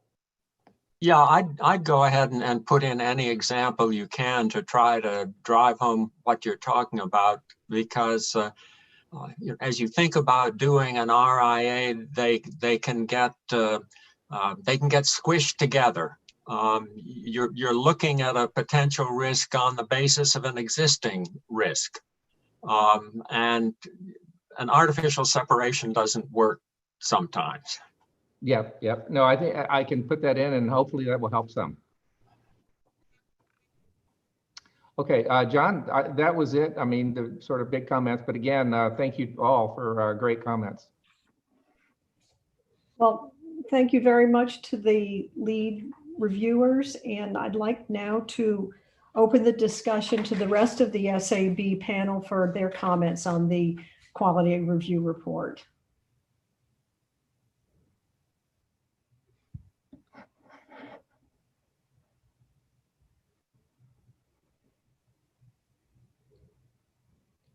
Stan, sort Go of ahead, two underlying things that I'm interested in. I looked at the value of a statistical life. How influential is that? I know when you get over to the epidemiology, particularly in air pollution, most of the dire effects that are stated are for people over 65. And so the value of a statistical life, I would think naively, depends upon your age. So that's one issue. The other issue is there's beginning some strong literature that is calling into question the dose-response relationship between air components and death and so forth and so on. So how sensitive is all of this? What are the economists assuming in terms of value of statistical life and the dose-response function that's ongoing? Those are the things that strike me from far on the outside as I read through this. Thank you. Thank you, Stan. Are there members of the panel who would like to respond to that? Yes, on the latter point, the guidelines and the review of the guidelines don't really go to the dose response issues, and they're not really at the heart of what they're extremely important to doing cost benefit analysis, but they're not the expertise of the review panel or the people from EPA developing it. Those are in other parts of the agency. The first part is very important, and that relates to my interaction with Allison about where the committee's coming down. I mean, it's saying there's a strong both theoretical and empirical foundation for variability and valuation for lots of reasons, lots of different factors. And I think the committee feels strongly that evidence should be put before EPA. But what EPA does with that, I mean, that's their choice. And as Allison also mentioned, there are a lot of non-economic factors that are going to be relevant to how you actually end up handling that in the agency. So I think that the committee respects that, is not trying to overstep its role. Are there other comments from the rest of the SAB members?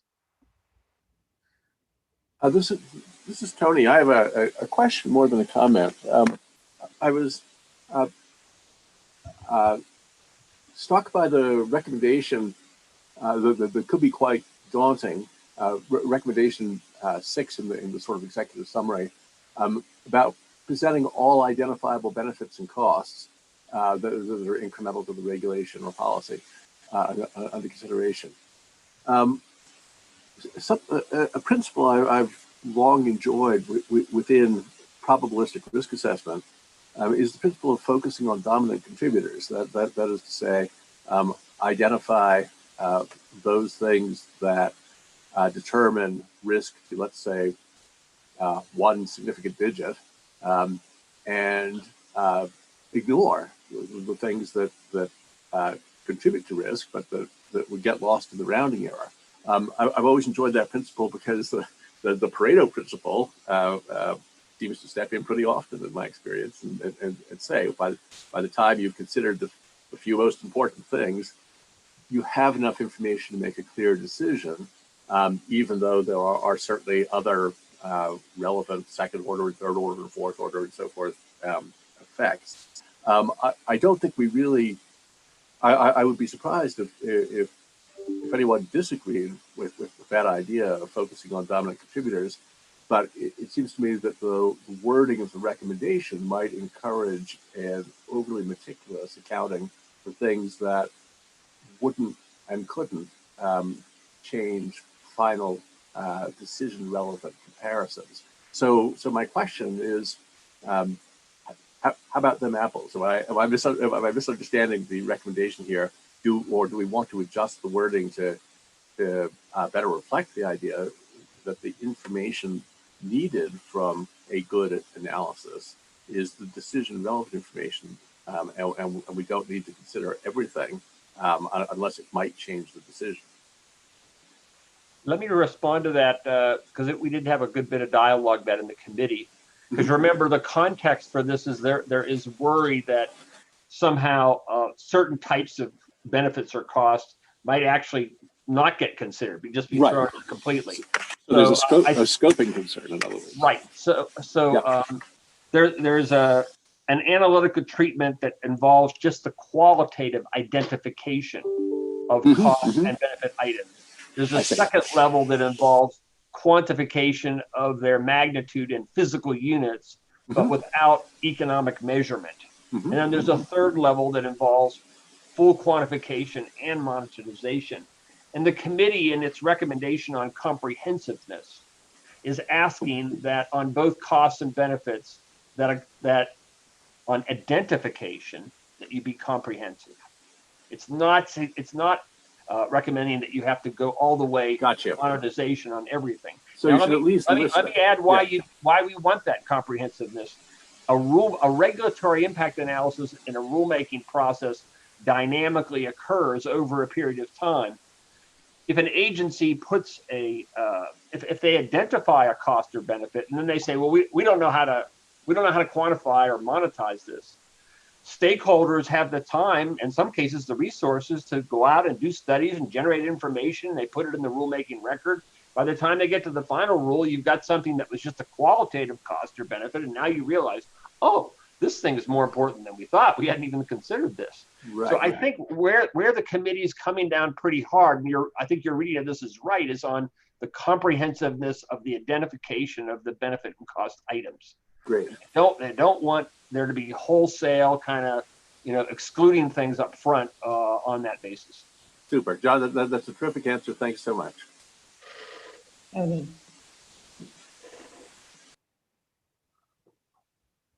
Other comments from the SAB members?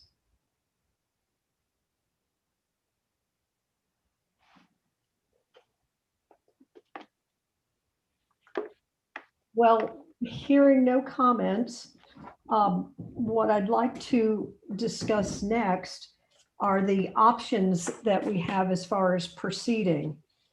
There are 4 options which I'll describe. I think that the option 2 is probably the best response for next steps, but let me go through them and we can discuss. One is the approval of the report either as it is or subject to editorial changes and review only by the SAB chair. The second is approval of the report subject to re-review by designated board members. That may be, in this case, the lead reviewers. I think that the report, the comments have been generally positive, but there have been a lot of comments. I think the response more likely falls into that.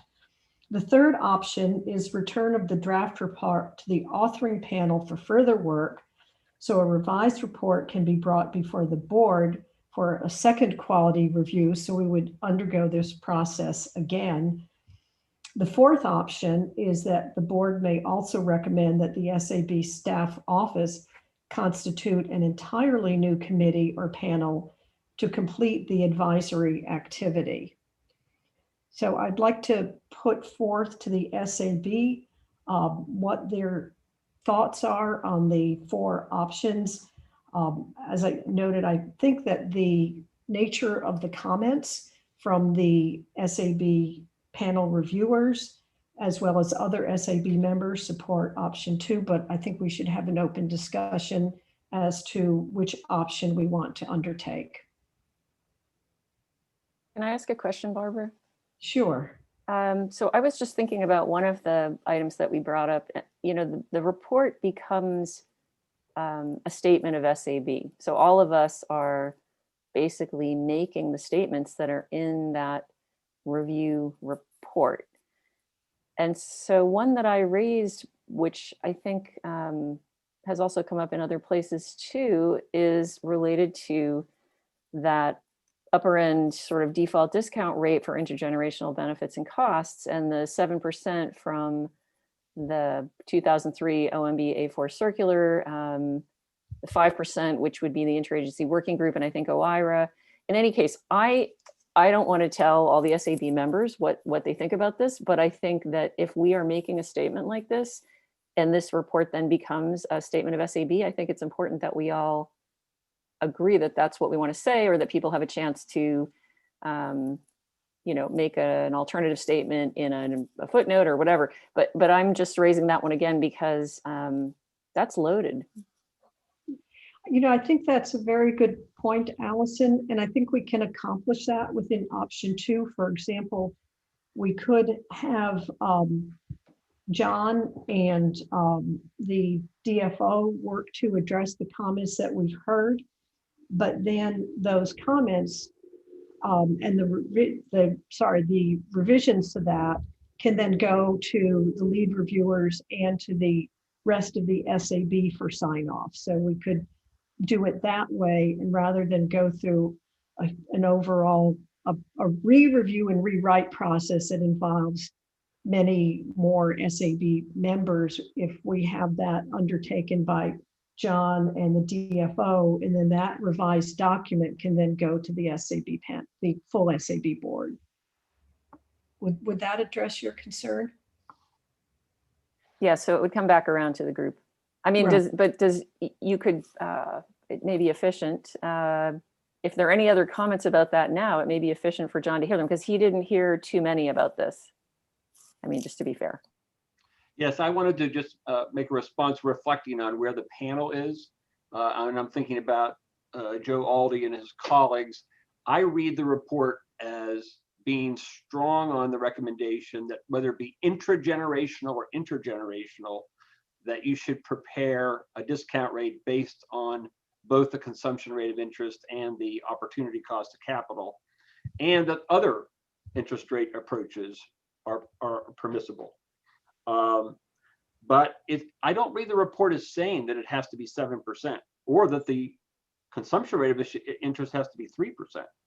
In fact, I think what the report is saying is all it's insisting upon is that both approaches be carried forward, that we're not dropping, just because we're doing an intergenerational rulemaking, we're not going to drop the opportunity cost of capital approach. Now, if that's not how you're reading the report, then we should actually wordsmith it in ways that make it clear that that's the case. Hi, this is Ann Smith. I'd like to kind of just give my feedback on this point. Personally, I think to narrow it down in some way is to be removing the full range of analysis and to be limiting what the sensitivity analysis is able to show. I don't see any reason personally why being inclusive is a bad idea, as long as John said, we're not saying it should be 7%. It's more like showing the sensitivity to the full range. So it didn't bother me to get down in the weeds about exactly which discount rate is the better one to give weight to in analysis, as long as all of them are being given some perspective on what it means for the results. So that's where I fall on that one, is look at it all and present all of it.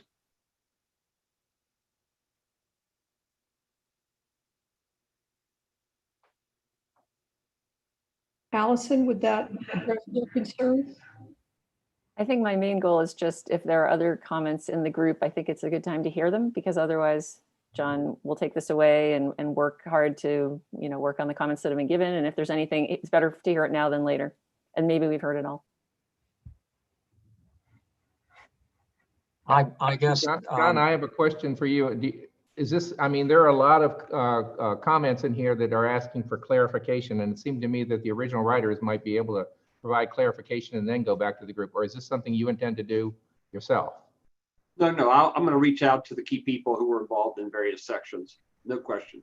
Yeah, and I think as long as everything is redlined, you know, from this version, and then it goes back out, and particularly maybe start with the lead reviewers, it might, because the idea would be not to spend, you know, the next 6 months on this, that might move this forward a little faster.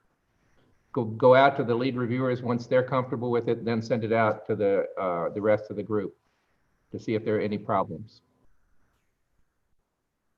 Does that make sense? So us to you, to the 3 reviewers, and then out to the entire group. Barbara, was that what you were suggesting originally, or is that an amendment to that? I think I might have been narrower than that, but I think that's an excellent way to proceed, that you would work with the 3 lead reviewers. Then it would go out to the rest of the SAB panel for any last comments, and then it would come back for finalization. I would certainly support that. Thanks. That's your option too. Correct. Modify. Thanks. And I think to respond to what Allison says, if it does get down to there are disputes, I don't see any reason why there can't be a box wherever those disputes are and say, you know, for the following reasons, I don't think this is right. I would go another direction to make sure that everybody's views are heard in this document. Thanks. I was waiting to hear what Otto was going to say before. Yeah, I guess when I read it in a sense as John described it, that what he was doing was describing the sort of field of interest group options that were available, and that it might be worthwhile to do a sensitivity analysis with all of them. Had I thought that the 7% was, in a sense, being almost recommended, I think I would have gone ballistic, Allison. So I think as long as, John, you make your intent for talking about it clear, I think I'm happy with it. I'm not happy with the 7% interest rate today on an analysis like that. But as long as you make it clear that this is, in essence, these are the alternatives that you maybe should be looking at. And I think the suggestion that it come to the lead reviewers first and then be quickly distributed, if the lead reviewers can move really quickly, if the board can move really quickly for taking a quick look at it, let's move ahead, because I'm sure for the EPA folks, it would help them to get it sooner rather than later.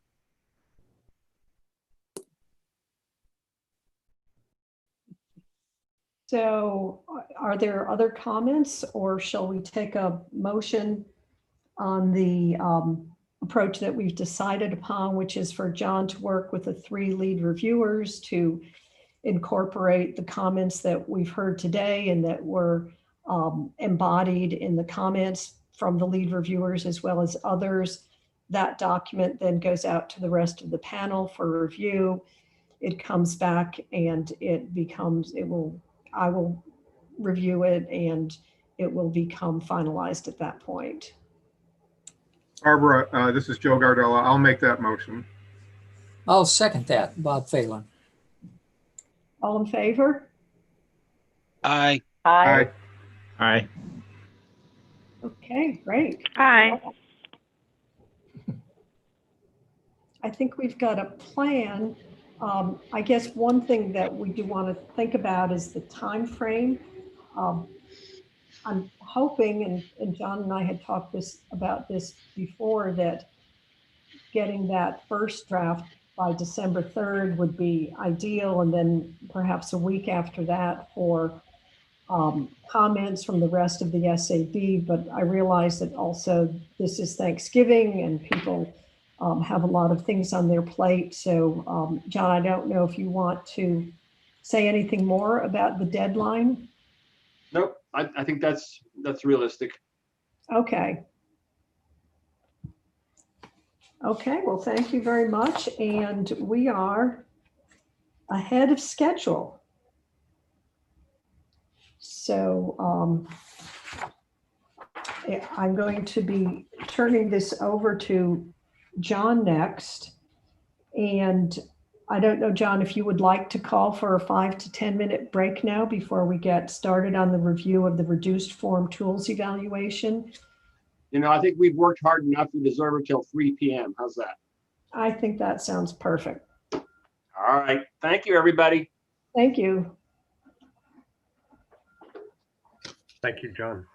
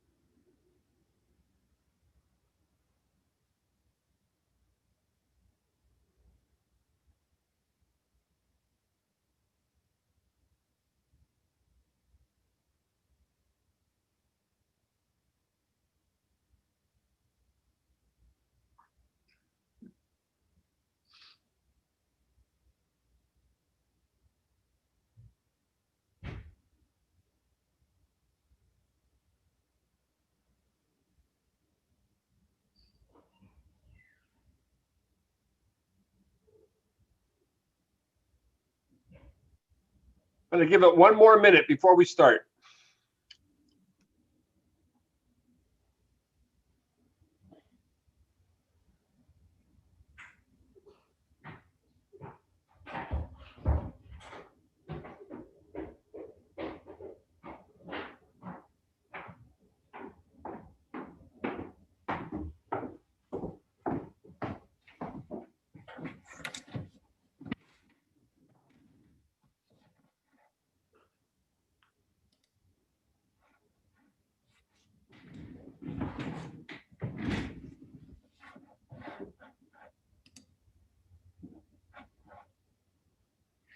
Hey, John, this is Tony. Just wanted to say I think you're doing a great job.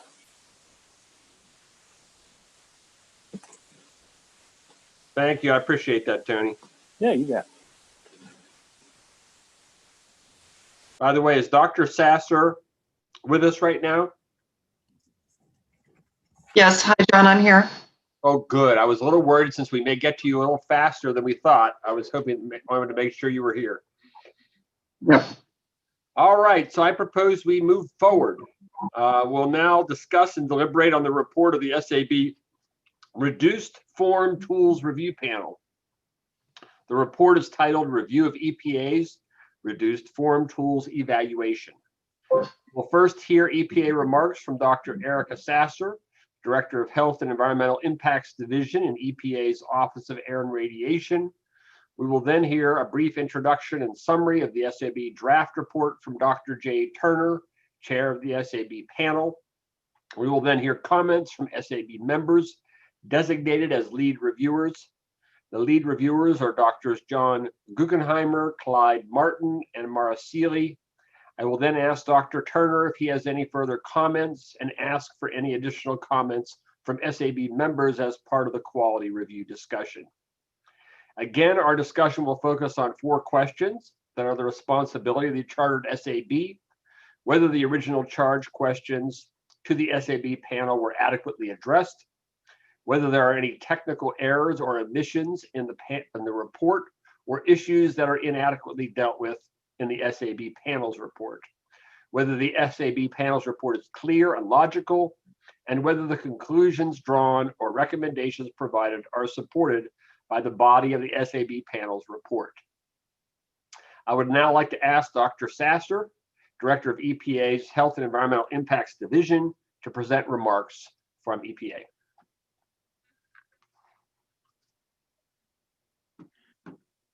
Okay, I hope you can all see me great. The slides are up. Excellent.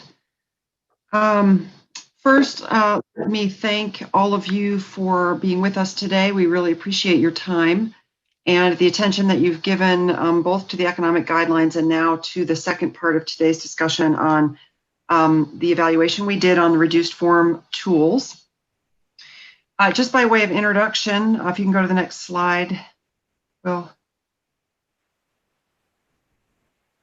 Thanks. By way of introduction, let me say that this part of today's discussion is focusing in particular on techniques that are used by the Office of Air and Radiation to conduct regulatory impact analyses for all of the regulations that we produce. As you know, there are many of those. And in order to meet 12866 requirements, we are trying to quantify social benefits, social costs, and net effects. And in general, we're following the economic guidelines, which were just discussed, as well as other A4 requirements. But there are occasions on which we find ourselves short on time to conduct the full-scale analysis that we might all prefer be done. And so these reduced form approaches that are the subject of this report are essentially the approach that we've developed to try to provide the information that we need to provide under 12866, but to do it in some cases in a more rapid fashion. And I'll talk a little bit more about that.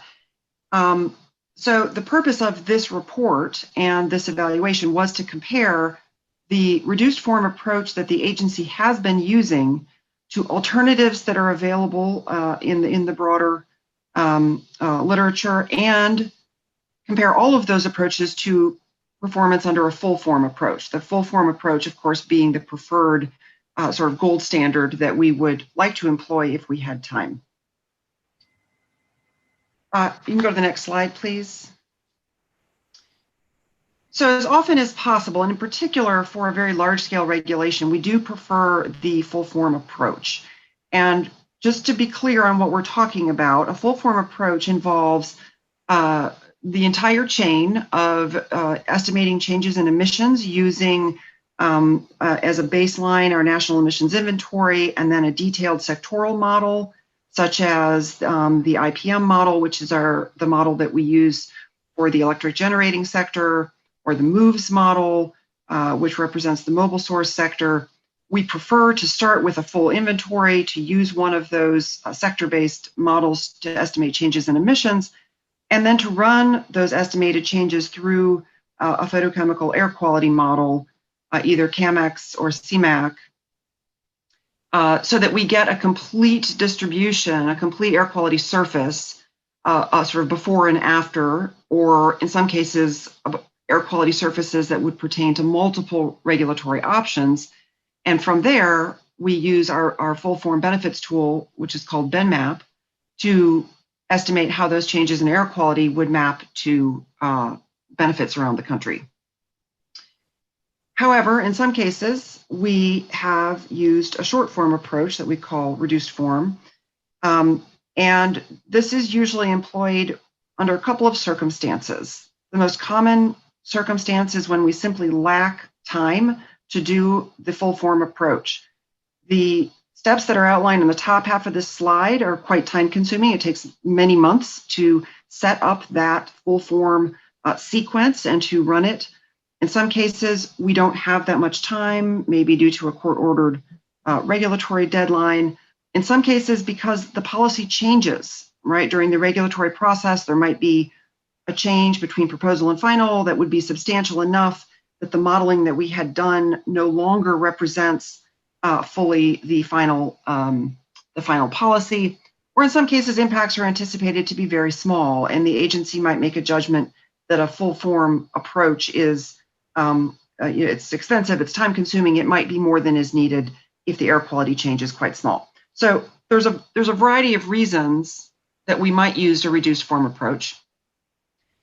We recognize, though, that those reduced form methods are bound to vary from a full form approach to some degree. And the question is, how much and when, and why do they differ?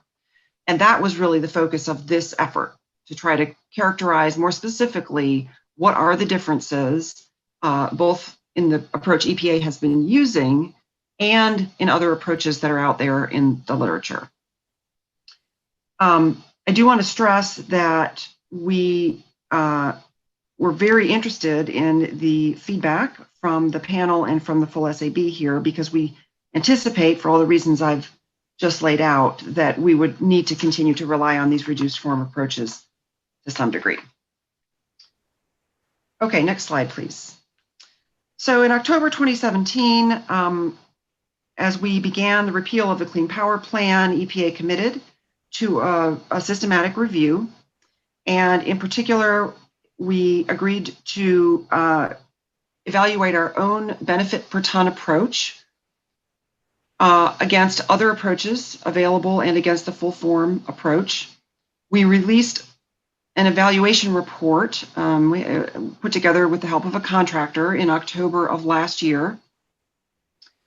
And we also established a website that houses all of the nuts and bolts of the review. So all of the files and the underlying materials. And there was also a publication put out to describe this effort in a little more detail. And then in April, the SAB review panel began meeting to discuss their advice to us. And there were 2 public meetings held already. And of course, we're here today to talk about your advice on the report that they generated. Next slide, please. So first, again, let me say how much we appreciate the input that we got from the panel. Very excellent recommendations, a lot of really good thinking, and we're very cognizant of how much time these reviews take. And so let me say to Jay Turner, the chair, thank you for your efforts, and to the entire panel. We really appreciate all the effort, and we appreciate the full SAB now turning their attention to this report as well. In general, the draft report from our perspective was very clear. We don't have any major questions or concerns. I do want to clarify that our intention moving forward is to incorporate all of this feedback into the next generation of reduced form approaches. So we do not envision issuing a final report. We envision issuing a next step, a next stage of reduced form models with the appropriate explanations and reflections on what we hear from you. So we will be using all of this information to improve our reduced form approaches, and we are working right now, real time actually, to update our benefits per ton approach. So that will be coming out sometime, we hope, in the spring. It's quite an endeavor to do a full-scale update. And there are a number of features that the panel has highlighted for us that we do envision incorporating into that update. Next slide, please.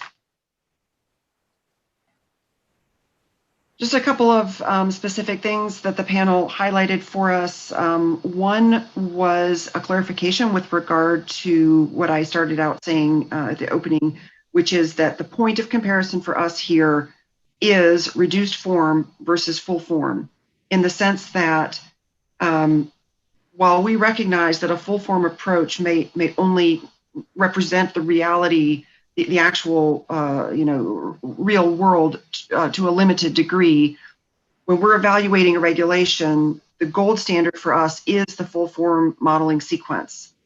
So there is not some other alternative that we're comparing against. It is that full form CMAQ or CAMX modeling that we are most interested in matching, and that is the logical benchmark. We will clarify that as we go forward, trying to make it more clear how reduced form approaches should be evaluated. In addition, we would note that the panel highlighted that when they tried to go in and use the website and the materials that we had provided to replicate some of what we had done, they had difficulty in doing so. And we will make sure moving forward that we do more complete documentation so that that problem does not persist. Last slide, please.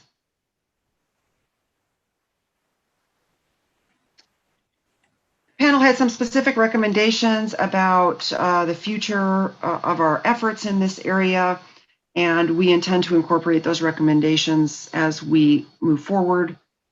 Some of them would be extensive to undertake, so we may have to do this in stages, but we're very appreciative of the input.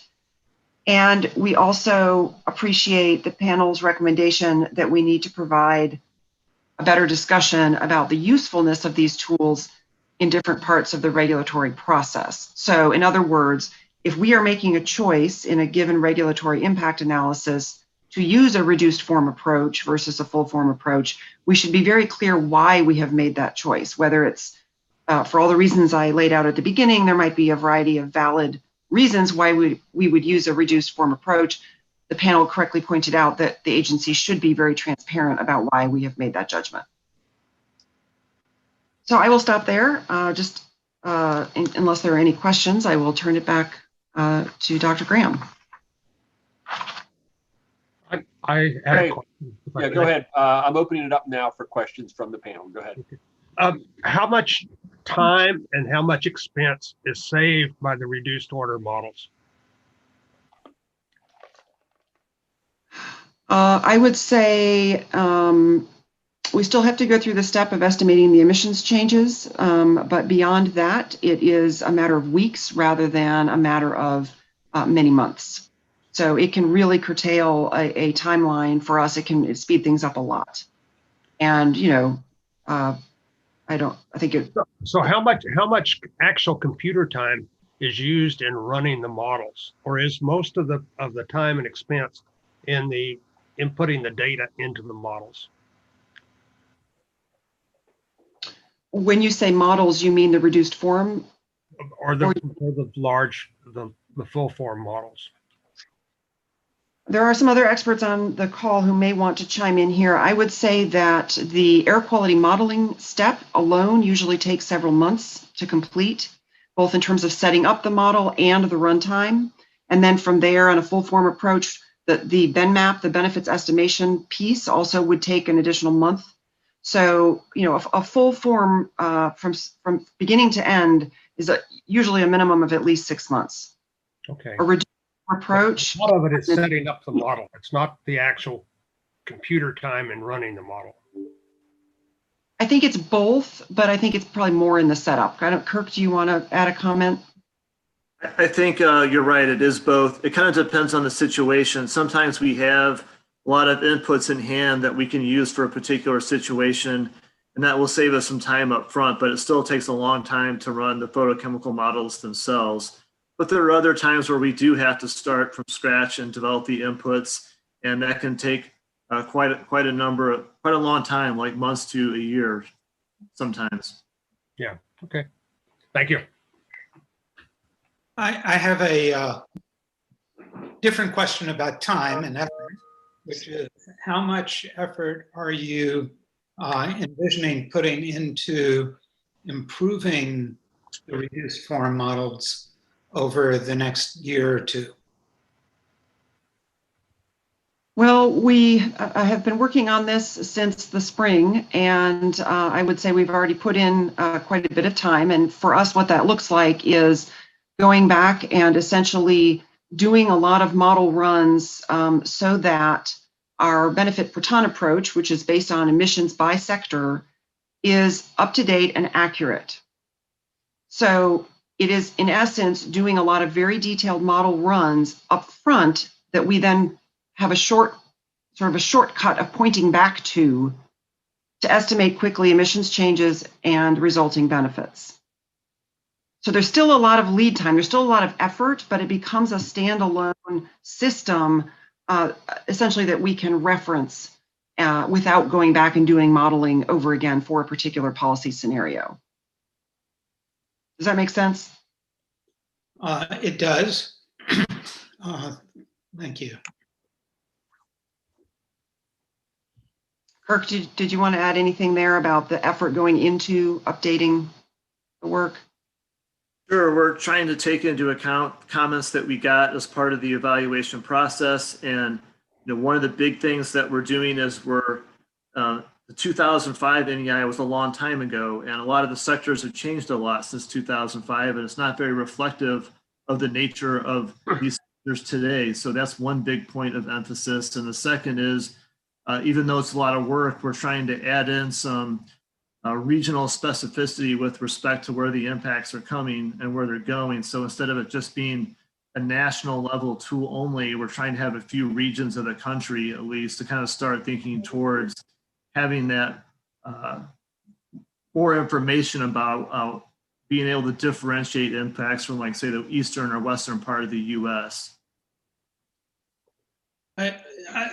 Another question that I have is that the report that we reviewed was written by a contractor, was written by Industrial Economics Corporation rather than by the EPA staff itself.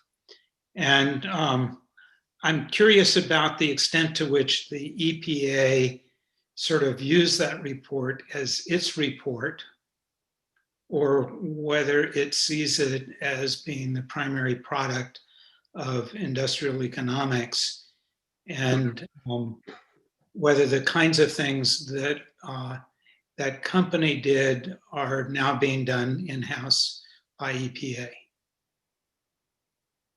Yeah, so to be clear, that report was contracted by EPA, and we worked very closely with the contractor in the development of the model runs and the evaluation. So while they wrote up the results, there should be no misunderstanding here that that report represents EPA's view as compiled by the contractor. Okay, thank you. This is Don Vandervaart. I've got a question about verifying the reduced form. You know, and you touched on this. You're going to use the output from the full form as your sort of truth, and you know those are impressive models, primarily in their size and their complexity. But you know, you don't always like to promulgate errors. I mean, you do verify the full forms from time to time. Could you not use the same methods that you use to verify the full form with the reduced form to sort of, you know, do another check, if you will? So in other words, the reduced form to be verified by directly to measured results. Well, Kirk, do you want to respond to that? Maybe say a little bit about how the full form models are. Sure.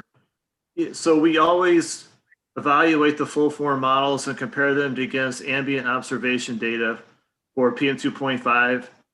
And with the reduced form tools, we did try to do a little bit of that, but a lot of the tools don't output air quality surfaces. They only output monetized health benefits and a benefit per ton. So that type of comparison can be challenging for some of these tools. So we tried to do what we could to do a similar type of evaluation for the reduced form tools as the full form model where possible. But for the full form models, we always do compare it to observation data so that we can have confidence that the model is predicting the right amounts of PM2.5 and the right types of PM2.5 when we would expect it to for particular parts of the country and particular times of the year.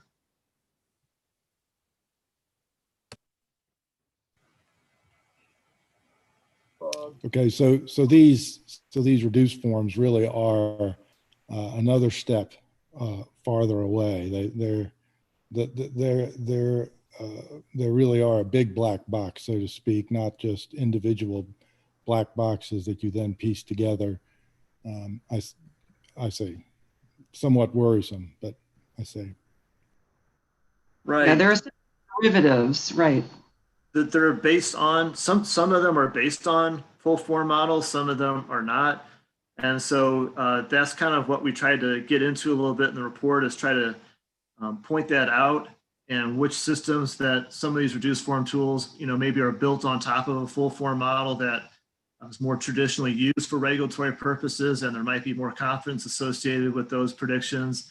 Then there are other tools that are built on completely other types of reduced form models and systems that are kind of black boxes to a certain degree, where it's kind of entirely a reduced form system, and it's not very easy to go back and always understand what's going on inside that box in terms of the air quality predictions and how that translates to the benefits.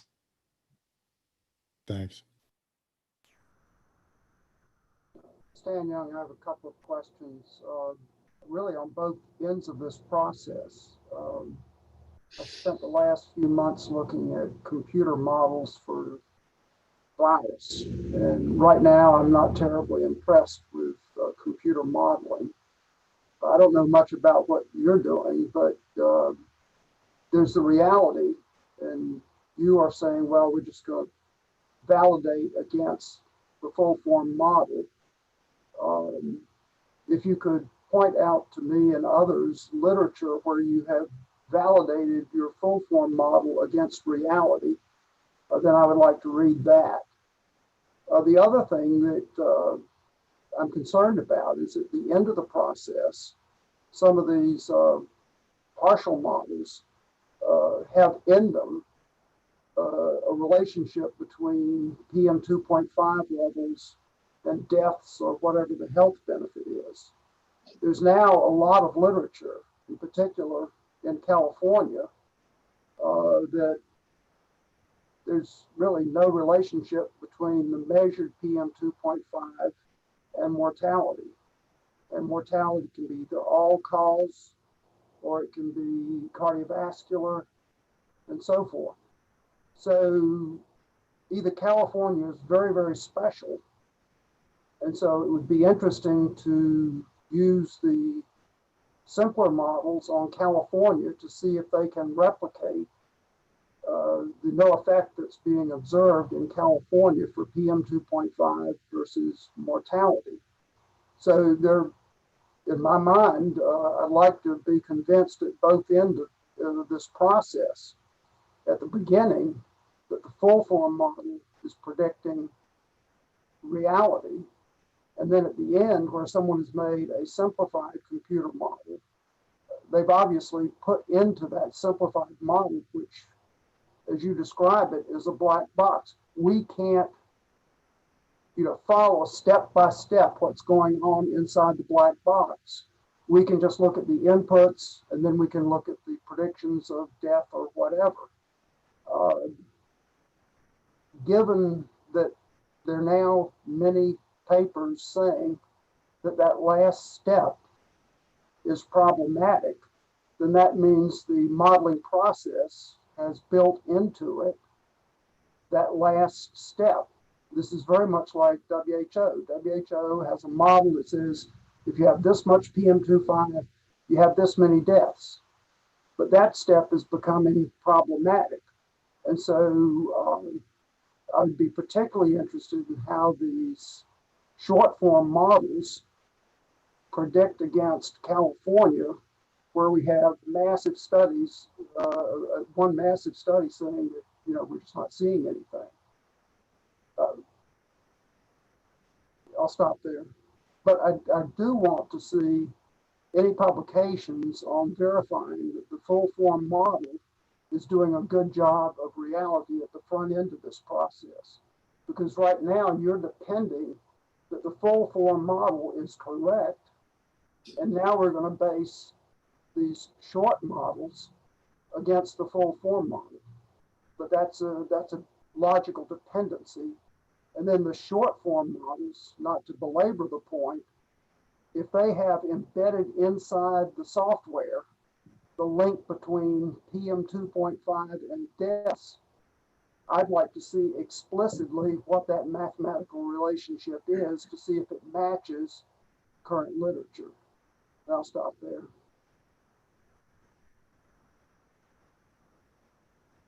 So, Kirk, with regard to the full form model verification, there have been separate processes run on that. Do you want to speak a word to that history? Without, I don't want to go too far down that road for this conversation, but could you just speak a word to that? Sure. Whenever we do a model simulation to support a policy type of assessment, we compare the model output to ambient data, and we publish all that information as part of the TSD for that rule. In addition to that, we do a lot of other projects, special projects, where we will apply the photochemical models in particular situations and compare it to routine ambient data and also special field study data when we've got a little bit more information that we might not normally have, try to better understand how well the model's working. And by that, I mean the full form model.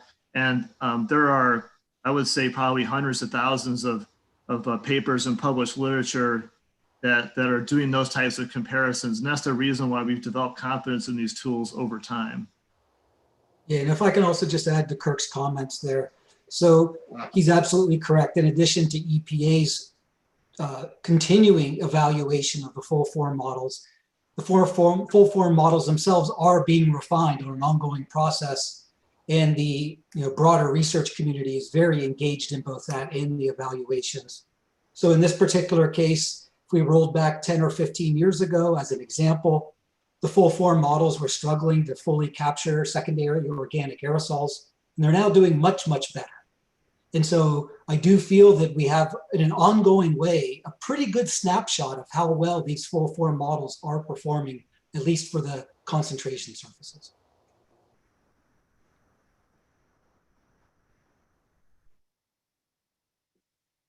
Maybe that's a good time to transition to Dr. Turner, just make any other broader statements he wants about the report before we go to the lead reviewers. Yeah, thank you, John. I would like to make a few comments. I'll keep them brief, just like you did when teeing up the last discussion. So first of all, I would also like to thank the panel members. There were 8 of us, including 4 of whom serve on the SAB itself, Tony Cox, Allison Cullen, Ann Smith, and Richard Smith. They can be backing me up as we have our discussion here of this as we go along. Feel free to chime in as you feel appropriate. I'd like to thank the DFO, Sue Shalal, for her heavy lifting on this, and certainly Erica, Kirk, and the rest of the team who provided a lot of input when we had questions. So as was mentioned, the goal here is looking at alternatives to the full form modeling approach so that we can generate estimates for monetized health benefits from air quality emission reduction strategies. And as has been pointed out, the full form models are very time consuming. And following up on Clyde's question about that and how it partitions amongst the various steps of the process, in the EPA report, they do provide time estimates for the actual modeling runs. And one of our recommendations is that they also provide time estimates for the other aspects of spinning up the model and doing things like that, because that would give us the holistic view of the reduction in effort and thus understand the trade-offs that we might have. The goal of this report, just to be very clear and just re-emphasizing what Erica pointed out, was to compare and contrast the performance of different reduced form models against the full form model, which is the gold standard, if you will, even with its own warts. It is the gold standard because that is what is used for regulatory impact analyses. It is a separate question about how well those models perform, although I do appreciate it. There is some connection also where you don't want to be optimizing for something that's not good, but I think we do have really high confidence in the full form model. It does need some improvement, but that's always the case. So what the EPA report does not do is it doesn't address when and how it's appropriate to use these models, the reduced form models. I want to be very clear about that. We heard from Erica that the goal is that they're sometimes used, they're dropped into certain parts of a regulatory impact analysis, but this report did not focus at all on that, nor were our charge questions focused on providing feedback on when it is appropriate to use these, or even frankly, if the current versions are appropriate. Rather, you should envision this report as giving us a snapshot of an assessment of how well the models are performing at this point in time. And as was pointed out by Erica, this report is not a report that they're going to iterate on, because this is a waypoint in a larger process. They're going to take this information and roll it forward in the next iterations of evaluating these tools. And so this is not, for example, guidance that EPA is going to be coming out with. This is part of a longer strategy of trying to really understand how and when they can appropriately use these tools. So with that, I will, that'll end my preliminary comments, and we look forward to the input from the lead discussants and also from the members at large. Very good. Dr. Guggenheimer. So I'd like to, first of all, thank the review panel for their report. I agree with their conclusions and their suggestion that the report be viewed as an attempt to help the EPA improve the reduced form models. I think that it could go farther in the sense that with regard to the second question that were asked, are there omissions or issues that are not adequately dealt with in the draft report, that there are methods and methodology that can be used to take a deeper look at the differences between the full form and the reduced form models. And that I would like to see the SAB recommend to the EPA that they engage in pursuing some of these things farther. So there are two specific things in my written comments that I picked upon to comment about. The first is that one of the biggest differences between the reduced form tools and the full form models is the extent to which they use inputs that reflect the weather, that reflect the atmospheric flow. The full form models take two kinds of inputs. They take inputs on what the weather is, and they take input on emissions from both point sources and in some cases like vehicles from distributed sources of pollutants.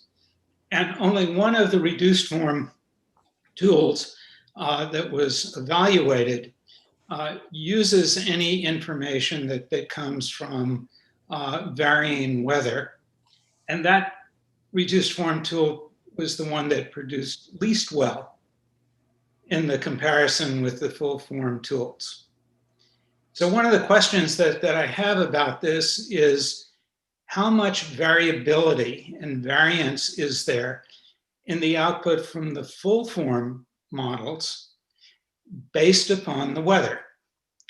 If we take the weather, say, from the last 50 years and run simulations with those in order to see what the effect of the weather is on the emissions, on the pollution levels, given a fixed set of inputs, then that would really help us in determining whether we can use average data or very reduced data in the reduced form tools in order to reflect what the full form models do.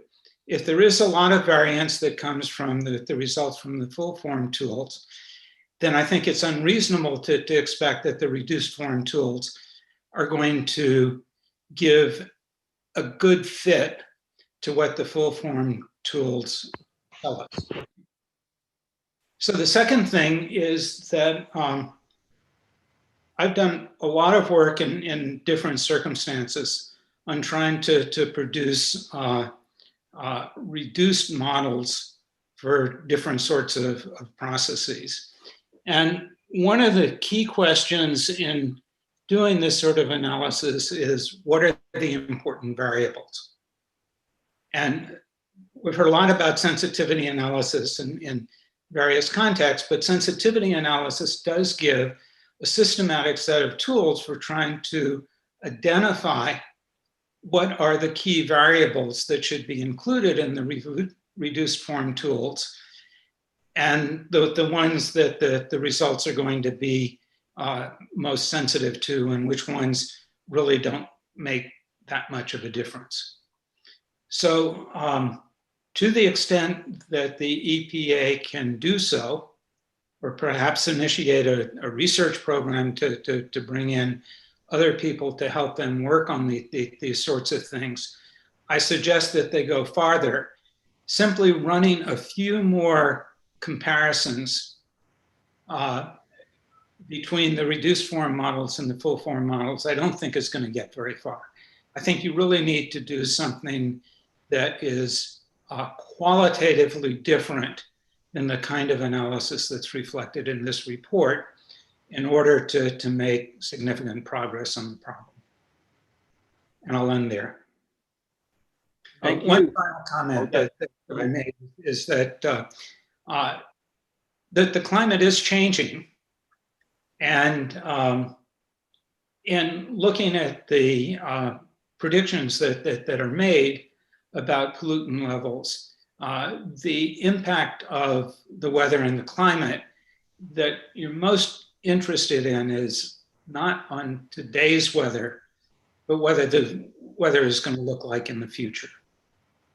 And in this regard, another comment that I made here is that it's not clear to me whether the extent to which extreme weather events make a big difference in impact on the pollution levels. We all sort of know about situations in which in large urban areas we're told that ozone levels are going to be high, don't go outside, stay indoors. And if that is an important factor in all of this, then looking at the variance in the weather and its impact on the predictions is something that I think really needs to be done much more extensively than it currently is. Thank you. Okay, Dr. Martin. Yeah, thank you. Make sure I'm not muted. First of all, Jay, I think you guys did a great job in putting this together. I really enjoyed reading it. And I would like to thank Erica for giving me some insight into why we were doing this in the first place. Overall, I thought the report that Jay's group produced was excellent, that it answered the charge questions quite well indeed. I guess the thing that bothered me a little bit about the report was I felt that the report was unnecessarily negative in a lot of places, and I thought that was really not necessary. Maybe I've had to deal with too many master's thesis and PhD dissertations, but a little more positivity would have been good. You know, what was really good about the report, and along with things that were lacking. The other thing is, when you're looking at reduced order models, you cannot expect them to give the same results that the full form model does. I mean, if they did, there'd be no point in having the full form model. So the reduced order models, by their very nature, are going to not be as accurate. And that's not their point. You're wanting to get trends and some rough information. And then if you need it, you can go to the full form. But overall, I was very happy with the report. I'm happy with the way the EPA is going about developing these. I've been a great fan of small models my whole career. And I hate huge models that I can never understand. So I'm happy with it. And I think everybody did a good job. Thank you. Okay, Dr. Seeley. Yeah. Can everyone hear me? Yes. Okay, great. So I'll preface my comments by saying, you know, I'm not an air quality modeler or I'm not an economist, so this was somewhat outside my wheelhouse, but I was definitely thought the report was interesting, well written. I think they did adequately address the EPA's charge questions. So since this wasn't exactly my area of expertise, I couldn't really address whether there were technical errors or omissions, but I just had one comment about the panel's report noted the difference between the two reduced form tools that AB3 Direct versus the BenMap reduced form tool, in particular with respect to the nitrate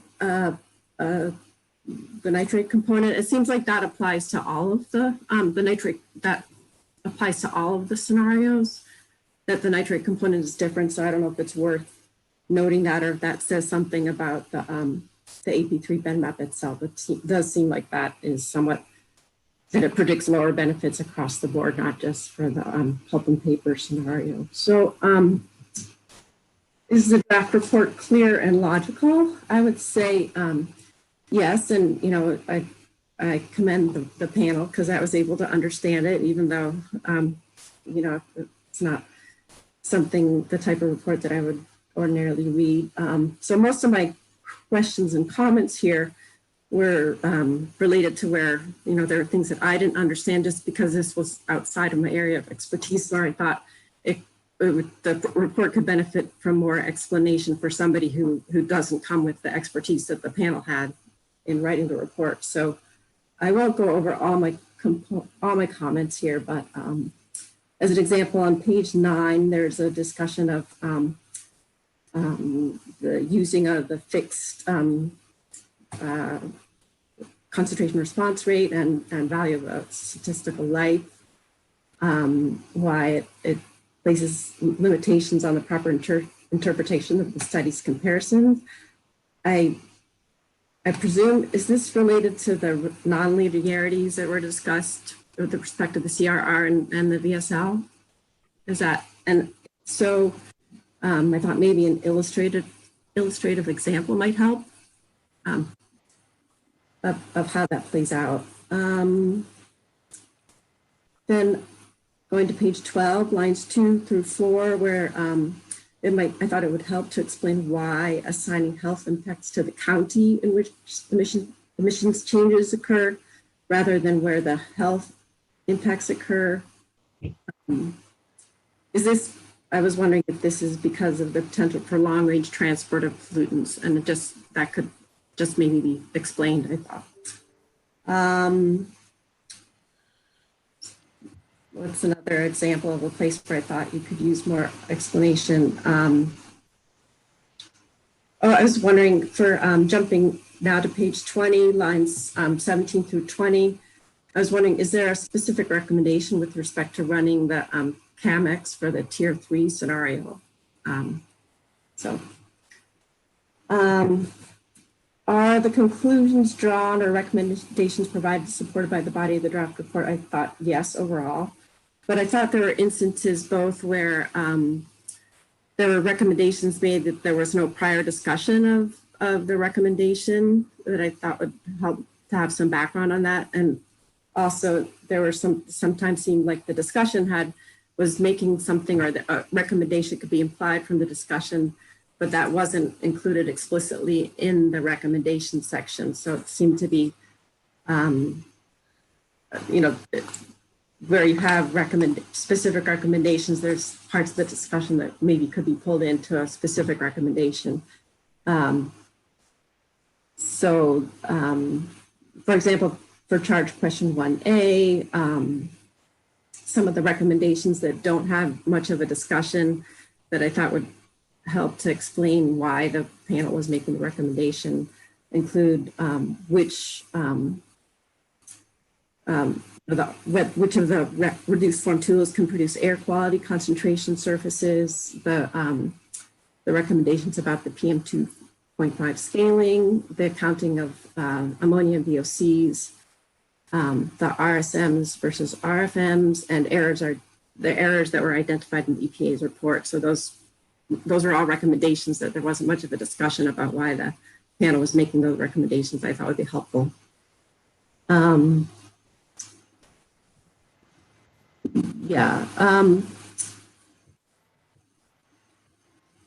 let's see what else here.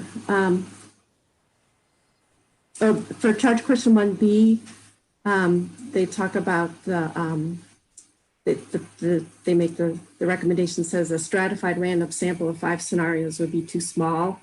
I was wondering, is the panel saying that these 5 scenarios that were evaluated, that's not a, okay, so that statement was sort of confusing to me. So maybe the report could just clarify what they mean when they're making that statement. For charge question 3A, is there a specific recommendation with respect to running the CAMX for the tier 3 scenario, or for considering atmospheric chemistry as an explanation for discrepancies between the CMAQ and the RFTs? And then for charge question 3B, there were no specific recommendations highlighted for this scenario. So I thought, maybe just include those to be consistent with the rest of the report. So those are my comments. But overall, good job. And it was interesting for me to read. Thank you. Dr. Turner, would you like to comment now, or would you like to hear more of the comments from the other members of the SAB first before you chime in? Yeah, John, I'd like to just briefly comment. Okay. So first of all, thanks to John, Clyde, and Mara for your feedback. It's very helpful. And we can certainly make some improvements to tighten up this report based on that. Briefly, John's comment about the weather is spot on. This would be something to highlight in the report that was simply an omission. And that's a good observation. Whenever you do this type of work, typically there's a base year, and then there's a future year modeling after fully implementing the program. And there could be differences from project to project and what those base years are that would be very different from what was used to build out some of these tools. And so that point about how much variability could be driven by weather alone in full form modeling results could be very useful to understanding what's the best we could expect the reduced form tools to do. Regarding the sensitivity analyses, absolutely, we can tighten that language a little bit. We do bring it up on page 27, starting on line 5. We mentioned sensitivity analyses many times, but I think John's specific point is one of the bullets where we talk about the need for sensitivity analysis to discern which inputs are playing the largest roles. And we can definitely strengthen that statement. So thank you on that. Clyde, appreciate your comments also regarding the tone. That's a very good point. And we do definitely try to take an optimistic tone when we feel that the report is productive, and that was the case here. We can think about a little bit of wording, especially in the letter, the transmittal letter, that just reaffirms that this report has significant value in moving the process forward. We'll do that. Mara, thanks for your details about especially the need for explanation and additional explanation and clarification, point by point, the types of things you talked about. We can definitely go back and add those clarifications. That's why it is great having people take a look at it. You were looking through a different lens than we were looking. So we will do that. And also more broadly to the rest of the committee members, thanks for your comments on these editorial revisions and the need for clarification in certain areas. We can certainly address all those. John, turn it back over to you. Okay, and let's have some comments from the rest of the panel on the draft report.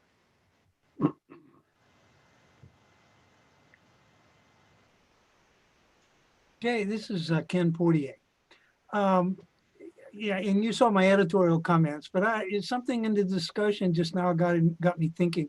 One of the issues I had with the EPA report, which you kind of allude to in the panel report, but don't make a big deal about it, is, you know, you have these comparisons on whatever it is, Exhibit 3-2, that shows how well the scenarios are represented compared to the standard, to the full form model. But I don't get into any insight into why these different models systematically underestimate or systematically overestimate, or why these models do so poorly on tier 3. And I read the report a couple of times trying to find that, and I couldn't find it. And I think a lot of it has to do with some more geographical insight into the errors and biases of the models.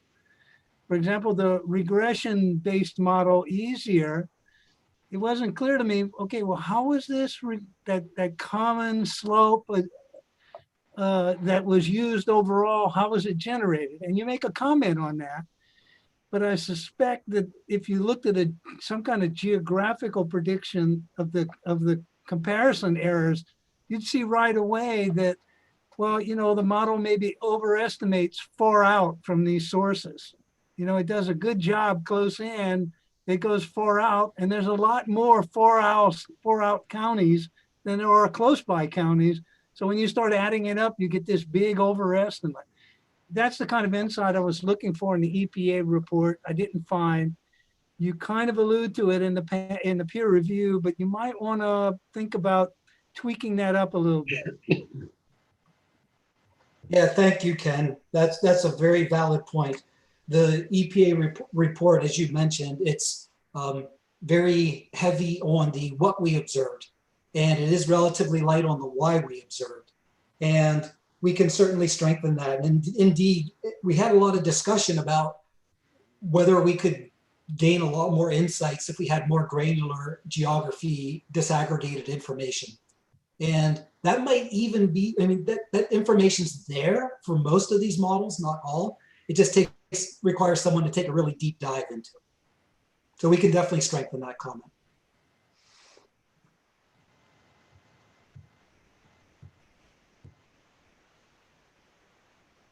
Other comments? Yes. John, this is Bob Phelan. I've noticed several people have raised their hands, and I think right after Erica's presentation, there were 3 or 4 people wanted to ask heard some questions, including myself. A concern that I have, and I've expressed it before, is that regulations can have extremely adverse health effects on subgroups. The cereal I had this morning had milk that was now shipped from 1,000 miles away, and it used to be 20 miles away. But the dairy couldn't function because of regulations. I've talked with congressmen whose constituents have lost their jobs. 50, 60,000 families lose their jobs because of a regulation, and they're not in an area where they have alternative income. So there are adverse health effects that in the past I don't think have been included in the analyses. So one specific question I had was whether the program bin map includes the adverse health effects that result from a regulation. Jay, maybe that's for you. I'm not sure. No? Definitely not for me. Okay.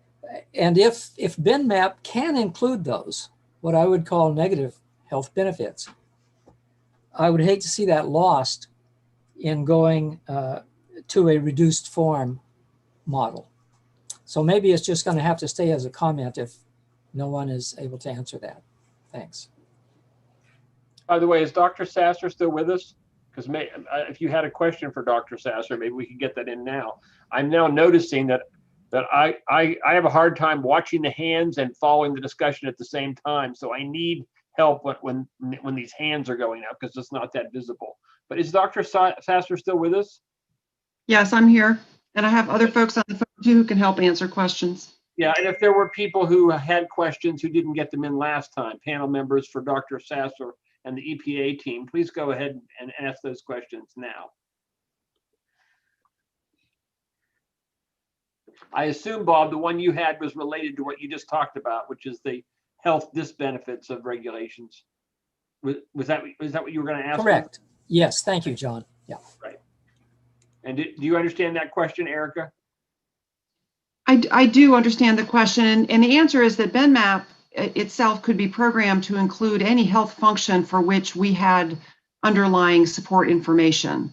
So does that include what I would call a negative benefit, or does it only look at the positive effects of a regulation on health as opposed to the negative effects that a regulation might have on public health?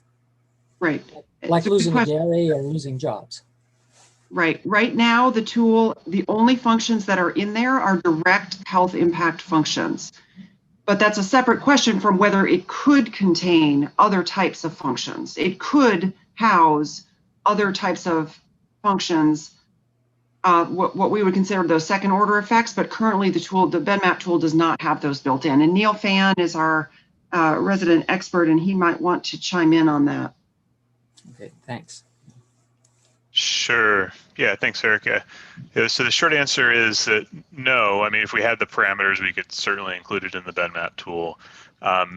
It sounds almost as though you're interested in understanding a little bit more about the employment impacts associated with regulations, which is beyond the scope of this particular effort. It's certainly an important question, but one for which the tool BenMap is not really designed to answer that question. One would want to run a computable general equilibrium model, and I'll just leave it at that. Okay, well, thanks for hearing my concern, because I have seen a lot of suffering result that was unnecessary.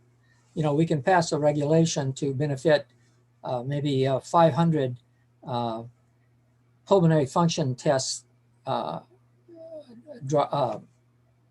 poor pulmonary function tests that are temporary, and we can subject tens of thousands of families to poverty, which has an extremely big health effect.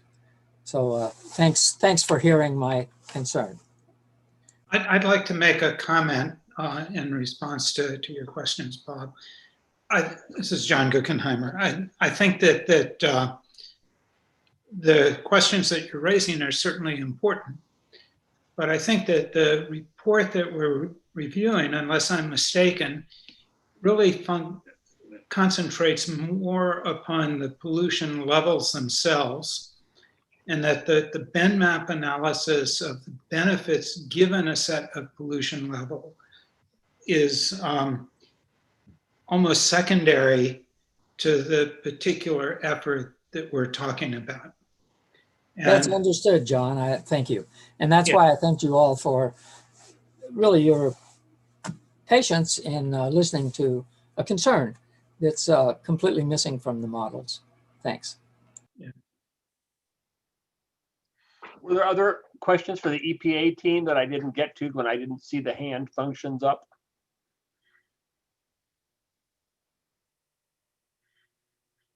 Okay, so I guess we need to move to the question of how to bring this particular activity to a conclusion.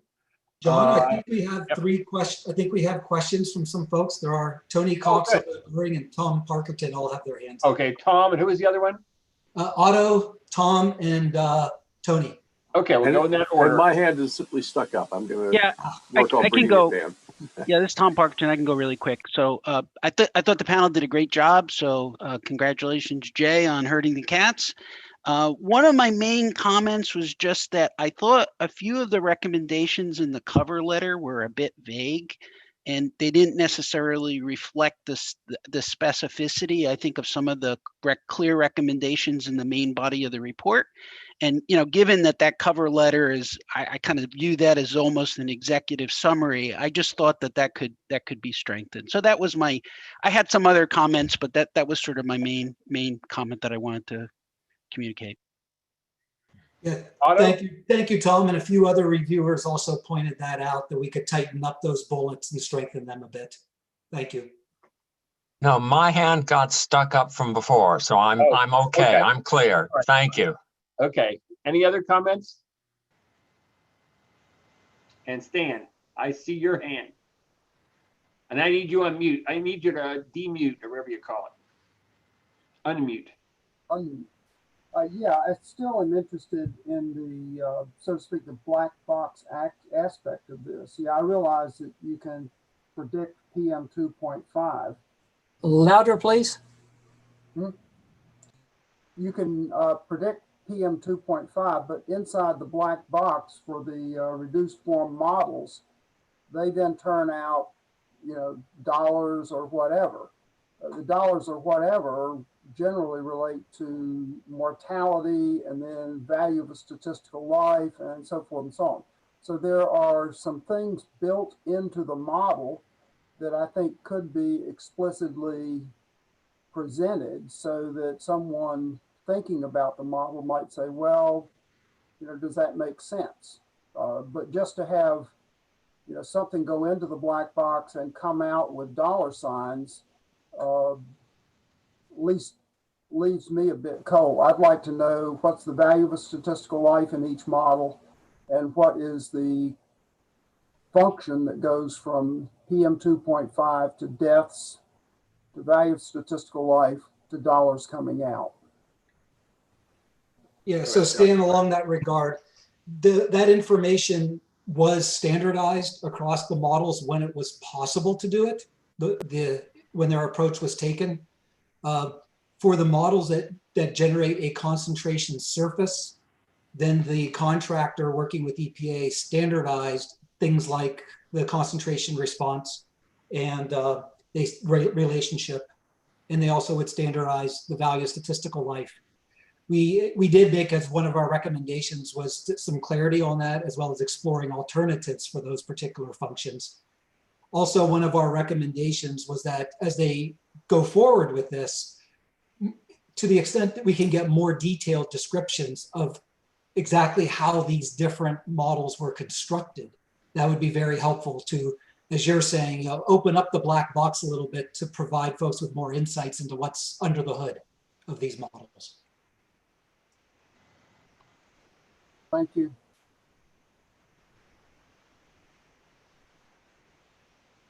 Yeah, Richard. Richard? Yeah, thanks. Just to maybe I can just expand on that a little bit in response to what Stan just said.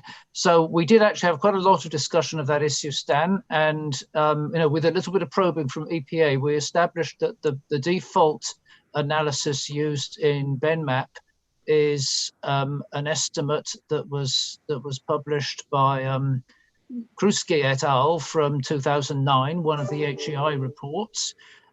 We did discuss that quite a bit. There have been quite a few more recent reports since that particular HEI report, and also the whole question of nonlinearity. I mean, Mara also in her review touched on this issue, the whole question of nonlinear effects, or possibly, and we did get in there the issue about maybe the responses, the mortality responses are different in different parts of the country.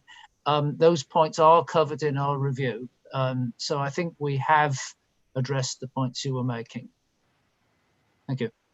John, you went back in? Oh, I need you to unmute. Yeah, here I am. One of the things that impressed me is that the changes that have been made in CMAQ, which is the full form model that's the gold standard in this case. The model's been made into an open source model, and there's a whole community of people that actively work on improvements, it would appear. And it seems to me that it might be helpful to the EPA if they tried to establish an open source community around some of the reduced form tools as well. I'm a big fan of open source projects if you can convince people to get involved, if they can provide a bit of money to induce people to get involved with grants or something, that they may get a lot for their money. Yeah, if I can respond to that, John, that's an interesting point. We had conversations about the tools themselves in that, not quite in that context, but that is an interesting context to raise. A few of these tools are EPA's in-house tools, like we heard about the benefit per ton, and others were developed by other groups. But right, as you're saying, that's an interesting notion that we could also add as a comment in there, that if there could be a drive towards an open source approach, that could lead to some pretty dramatic improvements. Yeah. Don? Yes, I just wanted to comment. I've got pretty much familiarity with these models, and they're incredibly ambitious. I mean, if you understand what these models are attempting to do, far before you get to the question of the health impacts of whatever the pollutant that they're running, if you go back to the photochemical models, for example, there was a module that had over 100 subchemical reactions that were included to try to describe the formation of ozone. And anytime you couldn't get it to fit your data, you would just add another one, and you'd have another couple parameters to play with to get it to tweak. And that so you've got lots and lots of very complicated things going on, all of which have errors, and it's all predicated on an emissions inventory that at the state level we looked at. It was awful. I mean, it had so many errors in terms of the assumptions they used for the emission, and that's the primary input, is the emissions inventory. It's not entirely EPA's fault. It's an incredibly difficult task if you just consider North Carolina with its thousands of sources that change all the time depending on market forces, and then to try to assign an emissions inventory, for North Carolina, and then for all the other states in the region that they're modeling. The other thing, they didn't even understand. I mean, there was no way to actually fix boundary values when you ran these things, and the stability of these problems were always a problem. I mean, but so all I'm saying is it's an incredibly ambitious task that the EPA set for themselves. And so I'd much rather, like Jay said, I guess chemical engineers are like this, I'd much rather see a streamlined version of the various steps so that you could look at them and verify them against, directly verify them against actual data. And then you could also, Stan would be happier because he could peek under the hood of the last module, and I would like to peek under the hood under the, for the dispersion modeling.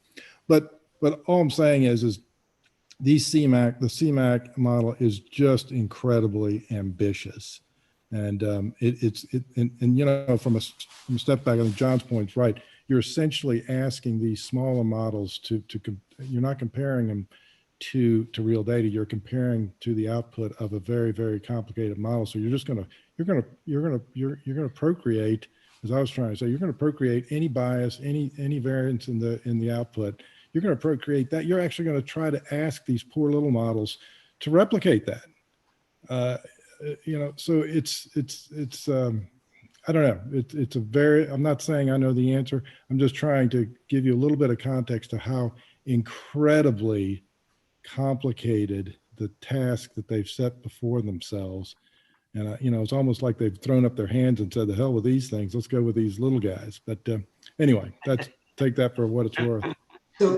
So Don, thanks for that comment. And if I may just expand on it just a moment. So I think one of the great things that I've witnessed, I'm not a member of the process modeling community. I'm just a lowly measurement guy.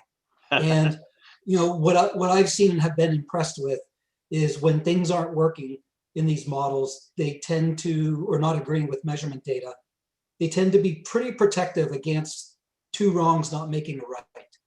And for example, there's still ongoing issues with things such as deposition of precursors and such, and not just tuning those so they get the right answers, but really trying to understand, making sure they're getting the processes right when they do it. I think it also comes back though what you're saying to John Guggenheimer's earlier comment, in that I think one of the reasons why these can perform as well as they do is that while it's incredibly complex, for a lot of scenarios, there can be some pretty flat sensitivities, and then other parameters can have fairly complicated sensitivities. And we don't have to capture all the nuanced sensitivities depending on the particular regulatory impact analysis being done.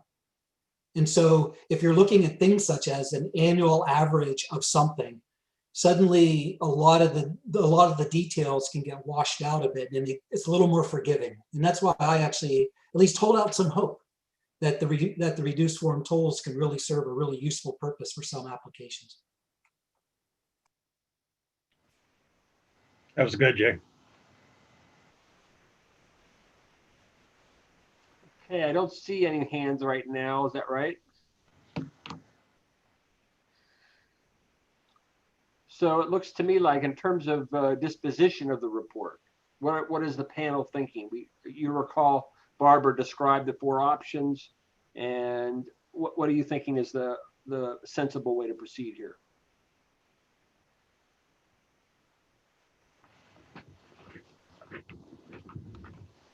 It seems to me like the comments were all pretty mild. Maybe just a very slight revision. Maybe Jay and you could do it. So rather than the second option, which we did for the other report, we might go with the first option with this report. Yeah. Other comments? I'll be happy to help you, Jay, if you'd like more input. I'll second that first option, Bob. Okay, all those in favor? Aye. Aye. Aye. Aye. Opposed? Aye. Okay, I think we have our... In here for just a minute. I'd really like to see the response function between PM 2.5 and deaths or some other help thing across the full model and the other models. Richard Smith and I have looked at that for a long time, and that is where the rubber meets the road. We're trying to protect people against death and other health effects. And so knowing how these models do that, I mean, I'm not going to stop, I have no idea, stopping the whole report, but the report should explicitly ask the EPA and the modelers to lay out exactly how that happens. Thank you.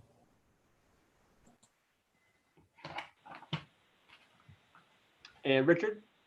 So yeah, thanks, Dan. I mean, I feel we did address that issue, and I mean, I think, you know, maybe somebody from EPA could respond. I'm pretty sure BenMap is set up. If you just want to tweak the parameters in BenMap, that could easily be done. The real main point we were making in the report was that other features, which, you know, just quoting one number as this is, as if it was as if it was a constant of physics, the regression coefficient between the PM 2.5 changes in mortality is not appropriate, and you should take account of nonlinearities and spatial variation. But we did make that point, and I feel we made it adequately, and I don't feel any need to revise the report further in response to what you said. And this is Tony. And similarly with causal interpretation of said coefficients, something else we spent some ink on. Yeah, I thought there was a flavor in there of seeking even with reduced form approaches, seeking to convey some understanding of where the softness is in those final numbers.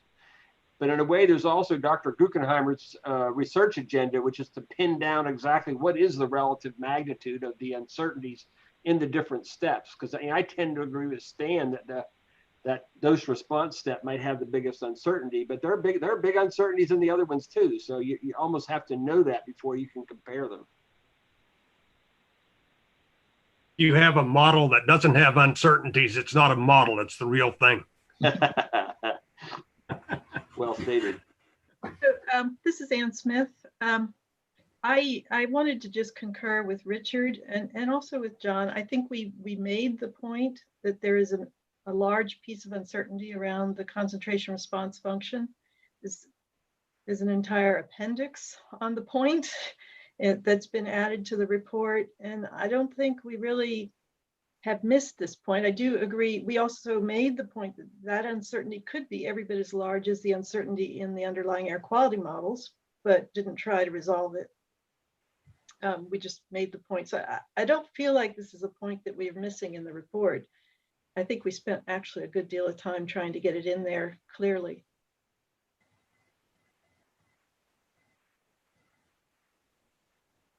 Okay, other comments before we move on? Another one. I'm sorry to belabor so much, but one of the problems with PM 2.5 is it's a mass. It has no composition. That's analogous to evaluating, say, your medications by how much they weigh, or pesticides in your food by its mass. So there's a fundamental issue with PM 2.5 in that it's a different substance in different parts of the country. So when you use the term, the correct response curve, that's not possible because it depends on what the composition of the PM 2.5 is. I don't think that detracts from the report, but I really agree with Stan that that particular assumption about PM 2.5 mass being toxic is so fundamental that it brings into question the modeling effort. Again, this is Ann Smith. Bob, we have brought that up multiple places in the report about the relative toxicity being an interesting uncertainty that hasn't been addressed, and that it could be affecting the results that we're getting about the relative performance of the different models.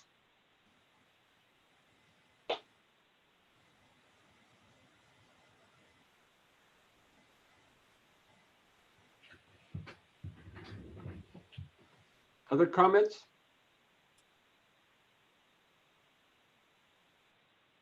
Okay, so I think we have clean resolution on this one. Dr. Turner, do you have your mandate?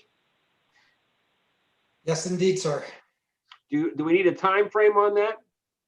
What would you suggest? It seems like this shouldn't be too heavy of a lift. Should we shoot for sometime being completed by sometime in early December?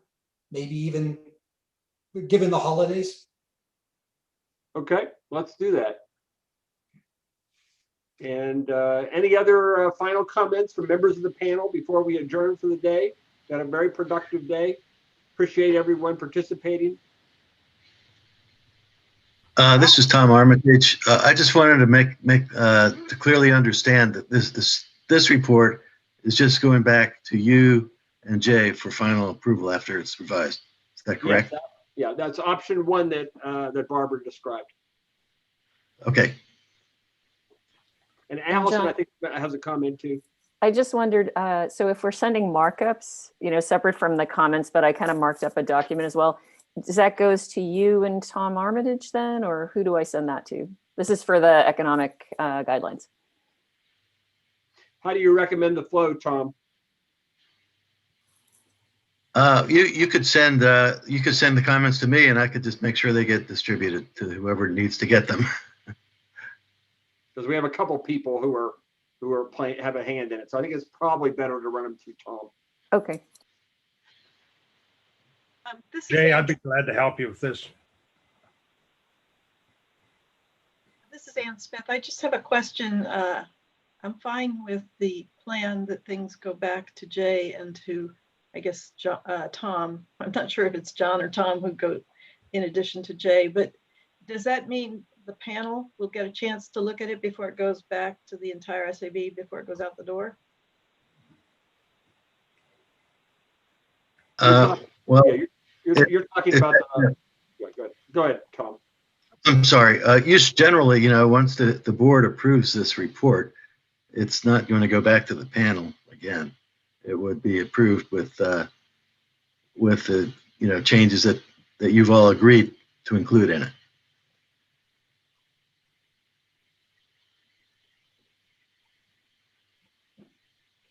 Well, I guess anytime there are changes, there's always a question of, do we agree with how the changes are being made? That's just my take on it.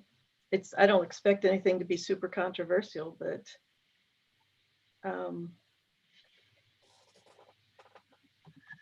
That's why the SAB chair always has to be in the loop on this particular option to protect against things getting in there that shouldn't be in there. And certainly it will, will go to Jay and to John for their final review. You want another peek, Ann? Would you be more comfortable with another peek? all I feel like is that I feel the panel ought to have another peek if they want. I'd like to have another peek, but I'm not really expecting to do a massive edit. I'm just curious to see where the changes are being made. If I could ask for a clarification, are you asking for the panel or for the board to be in the loop? Okay.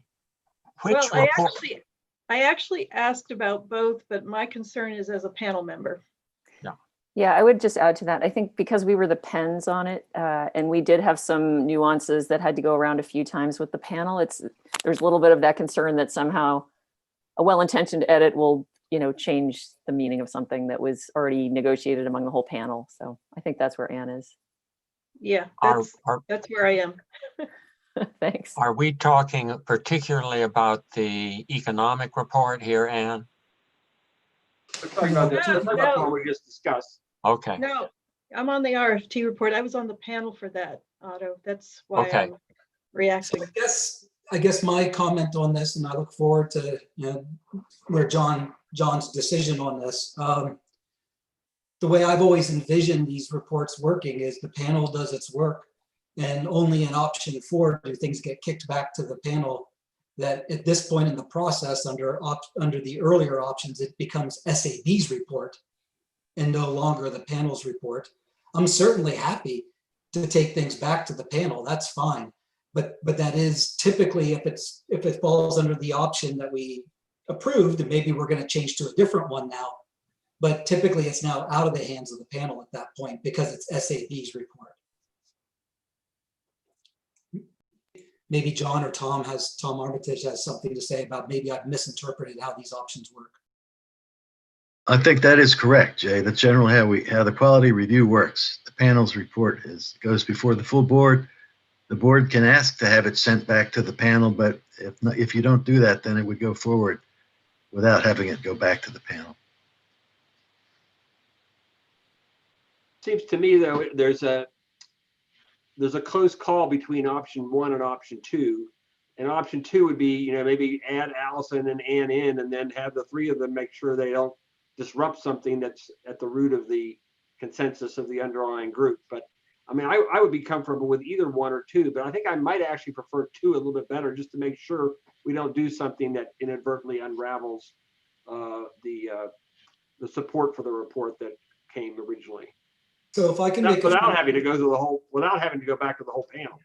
If I could make a friendly amendment based on this, Tom, I don't know how this fits within the actual workflow of what our options really are, but one option would be, under this model that we did approve, but again, we could change to the other one.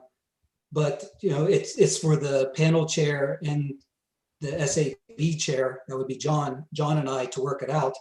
But I would be willing to commit to take it back to the 4 members of the panel who serve on the SAB as part of my internal work on doing this.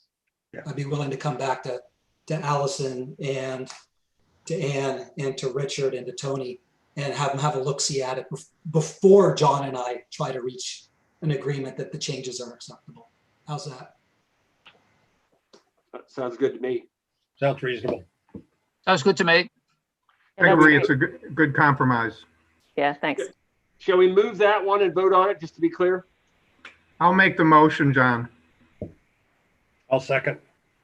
All those in favor? Aye. Aye. Opposed? Okay, I think we've done it. So we take it back to you, Tom, for any last minute details. Okay, thank you.